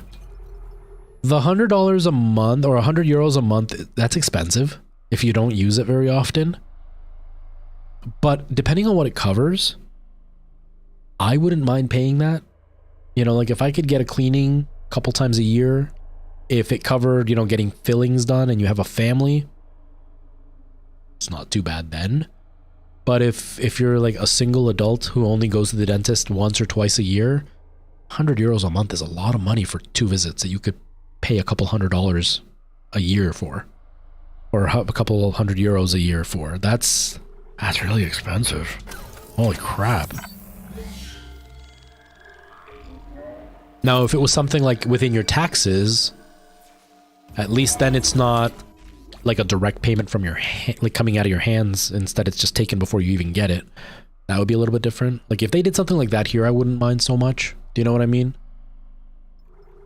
Like I really wish that we had like prescription coverage through our taxes, because my prescription isn't super crazy, but the one that I was on originally was like $275 a month, and the rosacea cream that I'm using for my acne is like $180, and the jar is only supposed to last me about 2 months. I stretched it. It's lasted me 4, but I'm running out now, and I got to pay another almost $200 to get another jar of cream. That's a lot of money for something that down the line can be a really big issue, because the way that I have my rosacea, my nose will eventually get very big, and taking care of it now is going to prevent that. It really sucks. It's so expensive. I wish we had some kind of coverage like that. All right, folks, I got to stop. I got to get going. I have to be up tomorrow to make Nora some lunch, and then I'm going to stream, and then I work tomorrow, and it's a really late night at work, so I definitely don't want to be up too much later.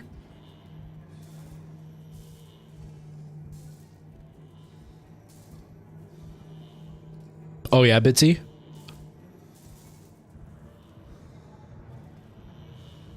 Yeah, and I know that like doesn't the US have something like you have to register when you're 18 for the draft, and if you don't, you can get arrested or something. Yeah, we don't have anything like that. Everything that we pay is through our taxes.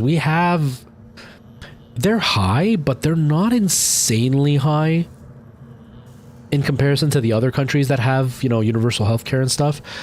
They are high compared to the States, but what a lot of people don't see, and a lot of Americans kind of get lied to about it unless you expose yourself to non-American healthcare, like to see what we do. One of the things that they don't realize, or that the politicians don't want you to realize, is that we may pay higher in taxes, but like I broke my fist about 4 years ago now. Holy crap. I broke my fist. I went in, I got looked at by a doctor. I had a surgeon do 3 consultations with me. They did my cast, they replaced my cast, and then I went to physiotherapy. And all of that was free. In the States, that would have been thousands upon thousands of dollars. And it was free for me. And so like that alone made up for all the taxes I've paid up until this point. And then a couple years before that, I cut my thumb right down to the bone. I got 6 stitches, and it wouldn't have been like an insane price, but I'm sure it would have been at least a few $100s. I didn't pay anything. And I still had to go back to see a plastic surgeon after because of how bad my cut was. I'm having heart issues. I've seen my cardiologist 4 times. I've had 4 separate heart tests done, and 3 halters and 4 echocardiograms done, and haven't paid for any of it. Like, not a cent. And so it's like, that's where the money's made up, because that would have been a lot of money. All the tests that I've done, and this was all within the last 4 years. All those tests would have been a ton of money. I broke both my ankles and saw a physiotherapist and saw a specialist about my ankles, and didn't pay anything for any of the care and the medication that I got, because they gave it to me at the hospital. But none of that, right? And so it's like, yeah, I might pay more in taxes, But in the long run, the money I saved in the care that I got made up for it tenfold. And I'm only 36. What's going to happen when I'm, in my 60s and 70s, when I'm starting to have real medical issues that I have to go to the doctors all the time, or when I need healthcare to come home and take care of me?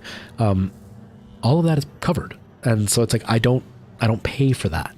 And that's where I make up for it. Even though I pay taxes my whole life, in the end, a personal support worker is what we call them, like the nurse's assistant, coming into my home once a week for an hour is going to cost me, $500 a month.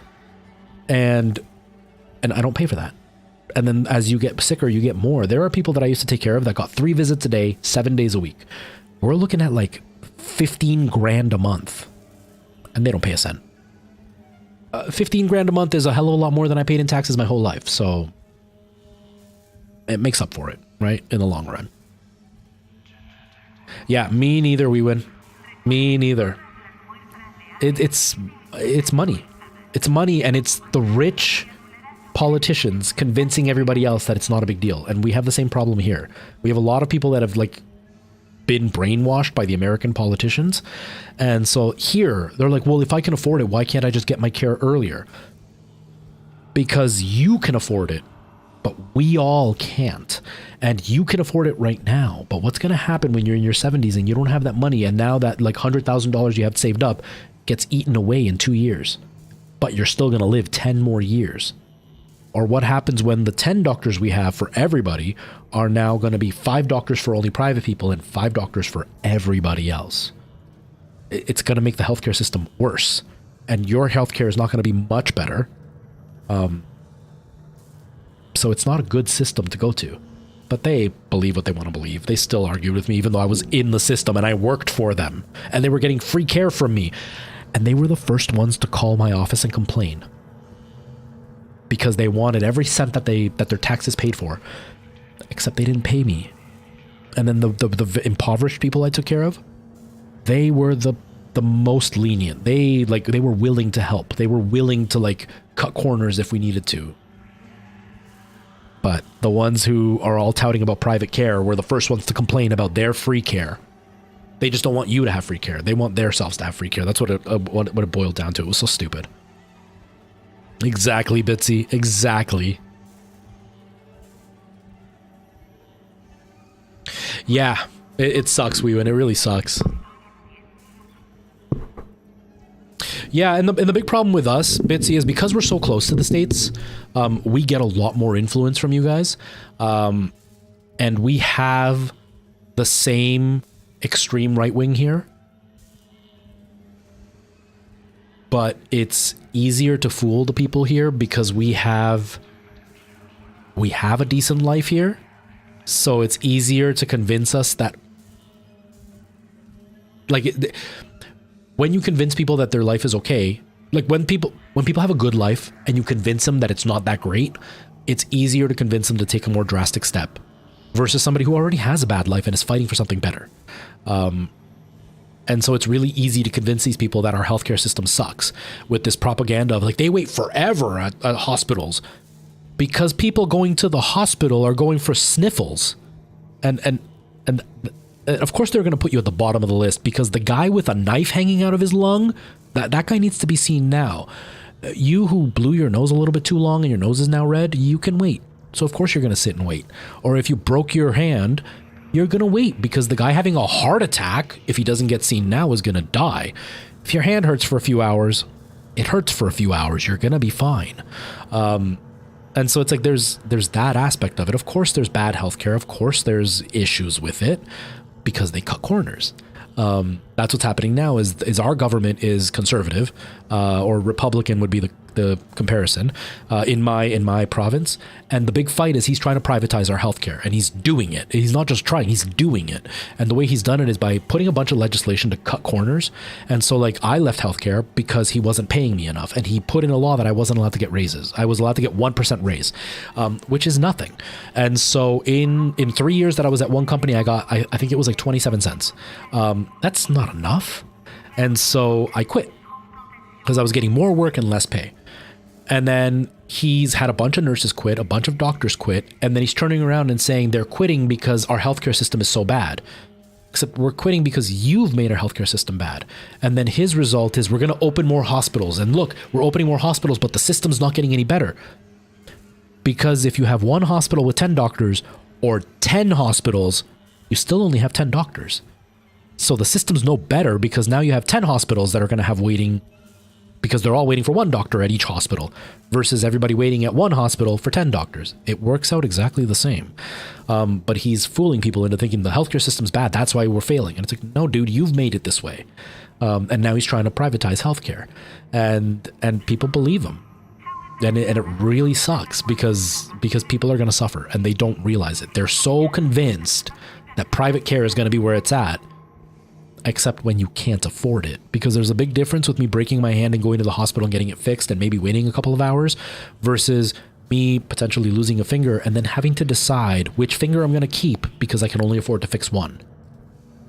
I'd rather wait a couple of hours and save all my fingers than to make the decision of which finger I can afford to keep. Or go in debt and lose everything because I kept all my fingers and I couldn't pay them back. Arctic, how you doing? Welcome. 14 cents a year. Yeah, it was bad. Mine was I think it was the first time I got like 19 cents of a raise, and the next time I got like, I think it was something like 21-cent raise. It was really stupid. Something really, really dumb. But they weren't paying. And then they turn around and go, look, the healthcare system's failing. Yeah, because we're leaving because you're abusing us and you're cutting our corners. You're putting in rules that we're not allowed to fight against. They just put in a rule recently that, so here you can get sent to a nursing home for free if you can't afford one. If you can afford one, you're expected to pay for it. But if you can't, you get it for free. And you get to choose what nursing home you want to go to. You put on a list and then they wait until somebody dies in the nursing home and a bed becomes empty and then you move in there. Obviously there is issues with it. Like if you're in danger being by yourself, then they're going to almost force you to go into one you don't want to go into. But they still give you the benefit of the doubt and make you wait. They pay for healthcare to come help you. They hope the family's going to come help you so you're not alone while you wait. They just implemented a law that you're going to take the bed they want you to take. And it doesn't matter where the bed is, that if you say no, you will get fined for all the medical expenses you're going to have from that point forward, and you're not going to get any help. So they can literally take me. Now, Americans have a hard time grasping how large Canada is. I can drive straight north from where I am for 10 hours and still be halfway through Ontario. Like, it's huge here. They can put me in a nursing home 10 hours away, and I can't do a thing about it. I can't fight it. I can be away from all my friends and family and everybody that loves me and be alone in a nursing home where nobody will ever visit me again. And I have nothing to say about it. That is a law they passed. And then they turn around and tell us that our nursing home care is horrible and that the elderly there are so depressed. I wonder why, when you're forcing them to move away from their families because you do not want to build more nursing homes and train more nurses and pay them properly. So it's a disaster. It's a total disaster. So many regional hospitals closed. Yep. Exactly, we win. They just didn't care. Finger destroyed in a granite accident.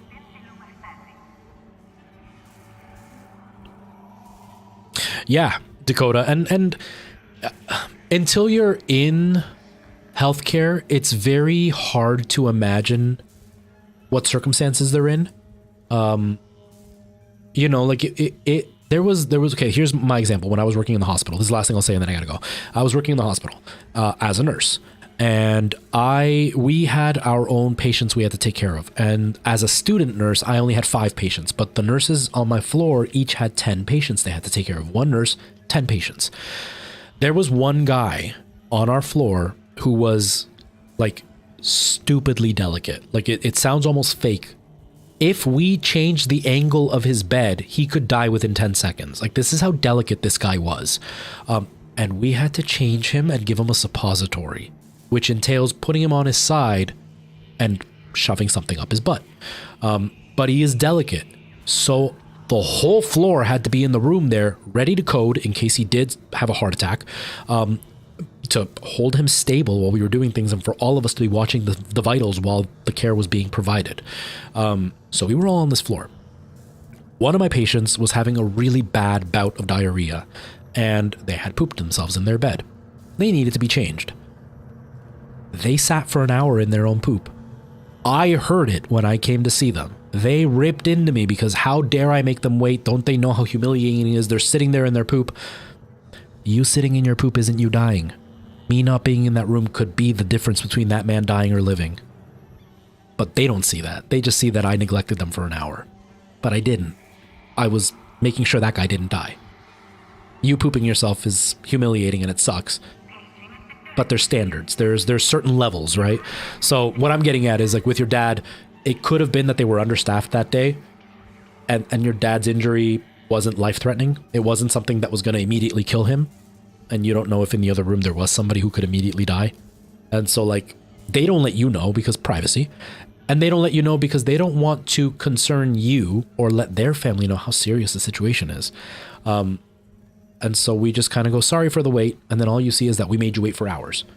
When in reality, it's like, no, we were doing something pretty serious over there, and we couldn't come attend you. And sometimes you see the nurse sitting there, but there are also standards as to what patients we can talk to and what patients we can deal with. And so, like, you may not be my patient, so I can't do anything. And so I'm literally sitting there because I got lucky and my patients don't need anything right now, and so I'm sitting at the table. And you're watching a nurse just sit there when your dad's in pain, and sometimes it's like, yeah, that's not your nurse, and your nurse can't deal with you because there's issues with, like, misinformation, and I diagnose you with one thing, and then the next nurse comes in and says something different, and now you're upset because I told you something and they told you something scarier, or I gave you a medication, then the next nurse can come in and give you the same medication, now you're overdosed, and so it gets really complicated. There's a bunch of rules involved. So that's not to say that the healthcare system doesn't need help. It really needs help. We're really lacking, but we're lacking because we don't have enough staff. And we don't have enough staff because they've charged a ridiculous amount for school and they put stupid rules down. I am no longer becoming a nurse because they gave me 2 years to complete my program from the day I took a break. And then COVID hit. And then I couldn't go back. And so I applied to other schools and none of them will acknowledge the credits I made. And so I'd have to start from scratch. I already paid for most of my nursing program, and now they want me to pay for it a second time. I can't justify that. So that's one less nurse. And so that it's a big, complicated mess. It really sucks. It really, really sucks. Oof. A nerve, yeah, that's insanely painful. And that can happen because it's hard to tell with blood and how it all looks. It's hard to tell the difference between, like, a tendon and a nerve, and even just, like, flesh, because it can all look the same color. I saw a guy get his finger debrided and like pressure relief. It was the most traumatizing thing I ever saw in my life. Oh my God, that was the worst decision of my life. But yeah, I've seen how a finger looks when it's torn open, and it's hard to tell. It's really hard to tell. Mistakes can happen. But yeah, it happens, right? So it's like, I'm not saying that wasn't a bad hospital, but a lot of the stories we hear, it's only part of the story, and they don't know the rest of the story. And so they get really upset with you without realizing everything else. You know, I've had complaints put in on me at work where I was late for a visit, except they didn't know. There was one time in particular where I had a lady not only scream at me, humiliate me, reject the care, and then called in and put in a formal complaint on me. But she didn't know I had a lady have a heart attack while I was in her house. And she wasn't my patient, it was her husband. And so I had to call 911. I had to give her emergency medication. I had to wait for the hospital, the ambulance to show up, answer all these questions, fill out a questionnaire, make a report at work. And it happened right as I was leaving. I literally put my shoes on as she screamed in the back room, and I walked in and she's sitting there holding her chest, not being able to breathe. But the next visit didn't care. She just saw that I was being lazy and didn't show up and reported me. I tried to explain it to her, but I couldn't give her details. I just said I had an emergency. She thought I was lying. I was literally dealing with life and death, but she didn't see that. So it's like most people that complain, they don't see the full story. And so the bad stories that are there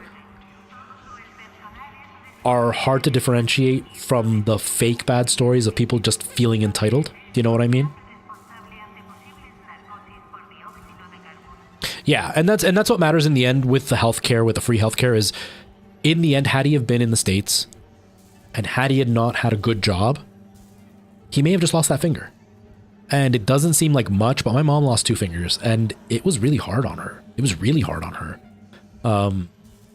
Just the self-image thing. But even though he has a crooked finger, he has his finger. So there's always like, it's a double-edged sword. Our healthcare system needs a lot of help. Europe's healthcare system overall tends to be better than ours. But we still have very good doctors, and we still don't go broke because we broke a leg, right? It's got its benefits. It's really got its benefits.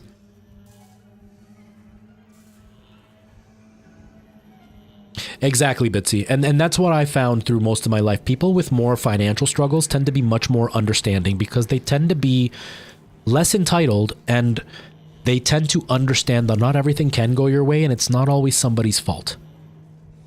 Whereas the wealthier somebody is, they have to blame somebody because they almost convince themselves that they deserve the best of everything. But sometimes the millionaire who's in there because he bumped his knee isn't as important as the guy who's living off financial assistance who's having a heart attack right now. Because the millionaire may have no family and a bumped knee isn't going to mean anything, but the guy living on financial assistance might be a single father with 3 kids that are going to need him, and if he passes away, their whole lives are destroyed.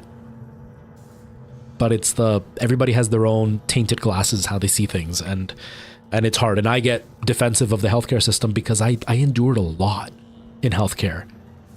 And the only people that ever appreciated it were the people who were very, very hard up on times. And the wealthier they were, the less thankful they were for the help they were getting, which was free. And the more abusive they were towards me, which made me bitter towards them because they felt like they could dictate that. I had a really wealthy family I took care of, and I was there because the husband had cancer, and I was there to bathe him and change him and help him eat, because his cancer had messed up his nerves, so he couldn't use his hands very well. And his wife refused to let him bathe because she could handle it, except I was there because she had told the healthcare system that she couldn't handle it. But when I was there, she wanted me to clean her windows. She asked me to flip her bed mattress, and it was a king-size bed mattress, and to change the bed, like the rotation of the bed, and rearrange her room and all this stuff. And it's like, that's not what we're here for. Like that, at the time, I was 20 years old. I did it. Eventually, I got to the point where I was like, no. And they'd get mad at me. And then I'd be like, if you want that help, we can get volunteers that this is what they do. I'm here for healthcare. That is what I do. I went to college for it. I didn't go to college to clean your windows. I went to college to clean your husband's butt. And that's a lot less glamorous, but that's what I'm here for. And they'd get really upset, and they would always complain. But work knew that I wasn't going to do something that I wasn't supposed to be doing. And even if it would have been like a nice favor for them, no. Because I get paid very little, and my time is just as valuable as yours. And doing this extra work could lead me to be injured. And most people that worked my line of work were usually injured by the end of their life and had to retire early because they would go on disability because they would do too much. I refused to be that guy. Refused. But, yeah, needless to say, I didn't make a lot of friends. But the people that liked me really liked me. Like, I was very, very, very accustomed to having my set schedule because my clients would refuse to see anybody else except for me. So I knew that the people that liked me really liked me. The ones that didn't like me were the ones that wanted to abuse me, and I wouldn't let them abuse me, and they hated that. They preferred having the immigrant girls come who wouldn't say no to anything because they didn't know they could say no. I wouldn't let them. They hated it. But it is what it is. But a healthcare system, I think a lot of healthcare systems could use a level up. Not enough people agree with that. But in the end, healthier population means more money and more production. But the CEO doesn't care. He just wants his own money. He doesn't care that the rest of society would benefit. What can you do? I washed my grand's butt uneducated. My grandma wouldn't let me. My grandmother would not let me. That was one of the things with her dementia. She became she wouldn't want to shower. Like, that was huge for her. She smelled so bad. Love you, Grandma, but you smelled so bad. But she wouldn't let me. I don't know how I would handle my parents if I had to do it to them. I mean, I could do it. I'm professional. But I don't know how I would handle it because that's my mom or my dad. Yeah, temporarily. Yeah, absolutely. Because it's something you shouldn't do. I mean, you should do it because it's family, but you shouldn't have to, because it's family, and it's humiliating to them, and it's uncomfortable for you, and it's not something that you want to remember them like. Even though all the help I gave my grandmother, I'm proud that I gave to my grandmother, I would have rather not have had to do it or see her that way, you know? I'd use a garden hose. There were a few messes that I wish I could. There were a few messes I really wish I could. Oh my God, the stories. Oh my God. My job is really not for everybody. And that's the part that really bothered me when all this healthcare crap started in my region, was they would belittle us, saying like, you know, well, you guys don't do anything important. You guys just wipe butts for a living. You wouldn't last a day doing what I do, because you might be out there lifting heavy things, working construction, but the biggest, burliest guys were the first ones to like gag and puke when I was in there in the middle of taking care of their mom or in the middle of taking care of their wife. There were a couple of guys. It was a family, and he was a cop. The guy was like some really like rich CEO of some technology company, and the other guy was he ran a farm, but it's just that he owned the property and paid a bunch of people, so he had a lot of money. None of them would touch their mom. None of them would touch their mom. And the one time I had an issue where the mom wasn't letting me do something and she was already naked, he refused to come into the room because he didn't want to see his mom that way, not because of like shame or respect, because he didn't want to smell the poop. And she's sitting there not letting me do the care, covered in poop. But this is one of those guys that says we don't deserve the pay that we get because our work is easy. But you couldn't handle smelling her poop, and I'm sitting here like wrist deep in it, and you couldn't handle it. So don't give me that. It was hilarious.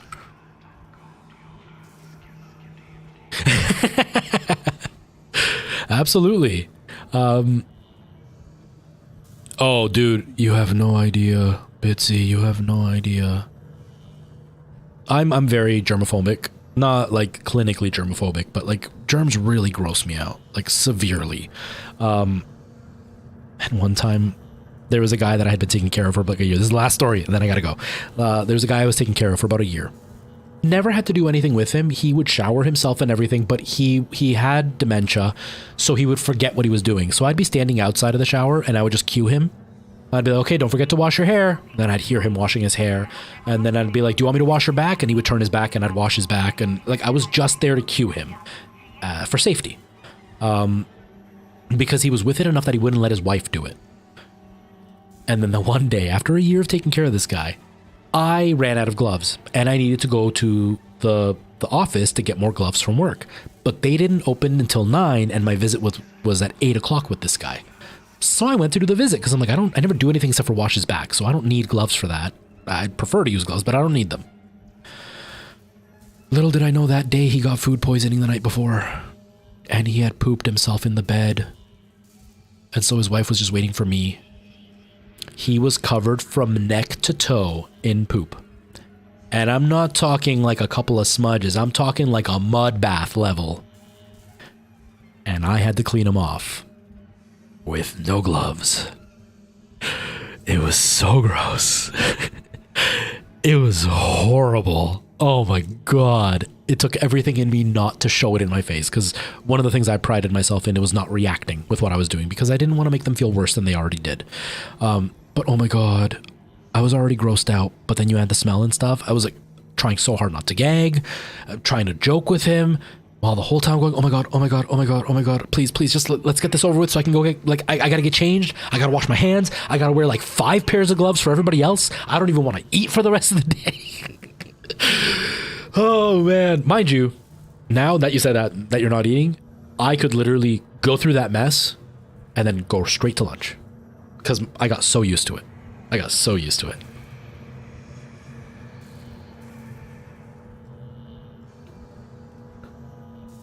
Was it one of those public bathhouses, like adults only, undercover secret stuff? One of those bathhouses, or was it just like an actual bathhouse? So I had a friend that did janitorial work at one of the other bathhouses and the stories he told me.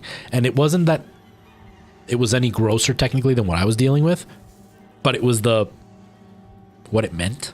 Do you know what I mean? Like where those fluids came from. It wasn't just like natural body functions. That part I would never be able to get past. Ugh. Oh man. Yeah. No, right now the place that I do maintenance work at is in a tourist area. And no offense to Americans, but you guys treat the places you visit like trash.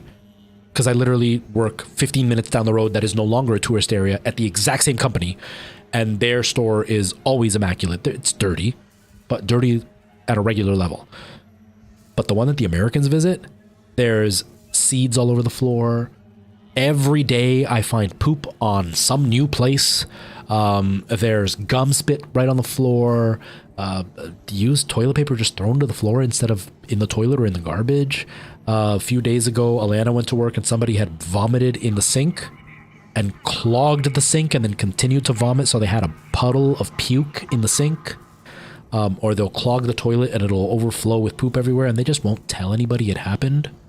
And the only difference between, because I've done about 10 stores from the same company, and this is the only one that's that way. And the only difference is it's in an American tourist area. It's no offense to Americans, but like, I just got to go with where the clues are pointing. 100 feet away and they never had common sense anyhow. Yeah.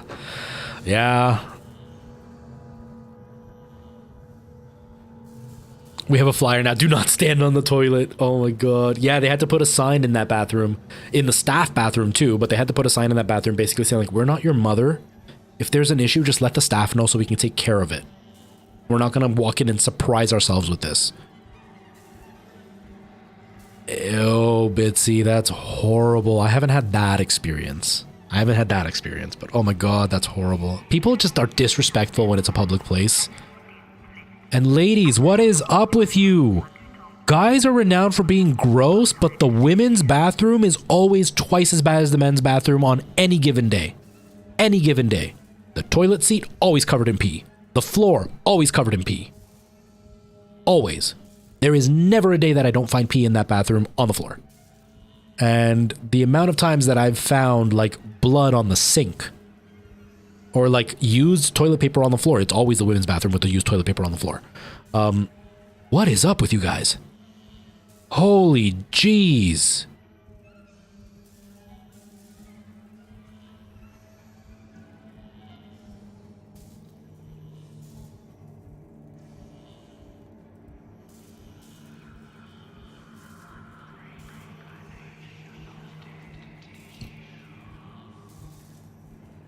Yeah, Lester. Usually, like when I did gigs and stuff, the men's bathroom was always disgusting. There was always pee everywhere and it was gross. But oh my God, I have never ever encountered such big messes. One last gross thing. I keep saying this. I've run into like not flushed toilets, poop in the toilets or whatever, in all the bathrooms, no matter what, because people are just gross. Humans are just disgusting. But 7 out of 10 times, it's the woman's bathroom that always has poop that hasn't been flushed. 7 out of 10 times. I don't get it. I just don't get it. Like, I am really considering not being attracted to women anymore just based on what I've seen. Oh my God. Oh my God. Ugh. I just never understood because we always got picked on growing up that boys were gross and girls were so clean. But my work determined that was a lie. Holy crap. Literally. Literally. Oh my God. Anyways, I gotta get out of here now that I've ranted and raved. Yeah, I'm the same way. I have to leave it clean. I don't get it. Don't get me wrong. Guys are just as gross, but it's like, they're both gross, but the women just outdo the guys. I don't get it. All right, I gotta get out of here. Alana needs a ride back to work. She left something at work, so I gotta go take her back. And I will be live tomorrow. So I will see you all tomorrow for some Elden Ring at some point. It'll probably be a little bit later just because Nora needs her lunch and stuff, and I don't know if Alana's going to be up at that point. But she's still sick, so she'll probably want to just hang out in her room. So I'll have a little bit of free time to do it. Thank you, everybody, for hanging out. Sorry for all the crazy gross poop stories, but that was my life for many years. Everybody who came in on that raid, I really appreciate you all hanging out. Anybody who's still lurking from the raid and isn't here, but happens to catch this in your like deep sleep, you will donate all your money to Astra. This is your subconscious telling you, you must sub to Astra. She is awesome and deserves all the love. Okay, anyways, thank you so much for coming in on that raid. You guys are all amazing. I hope you enjoyed the content. Even if I never see you again, I hope you had a good time tonight. Thank you, everybody. Have yourselves a great night. We win. Have yourself a good night. Bitsy and Dakota, I appreciate you being super chatty with me. All right, see you later. Take care.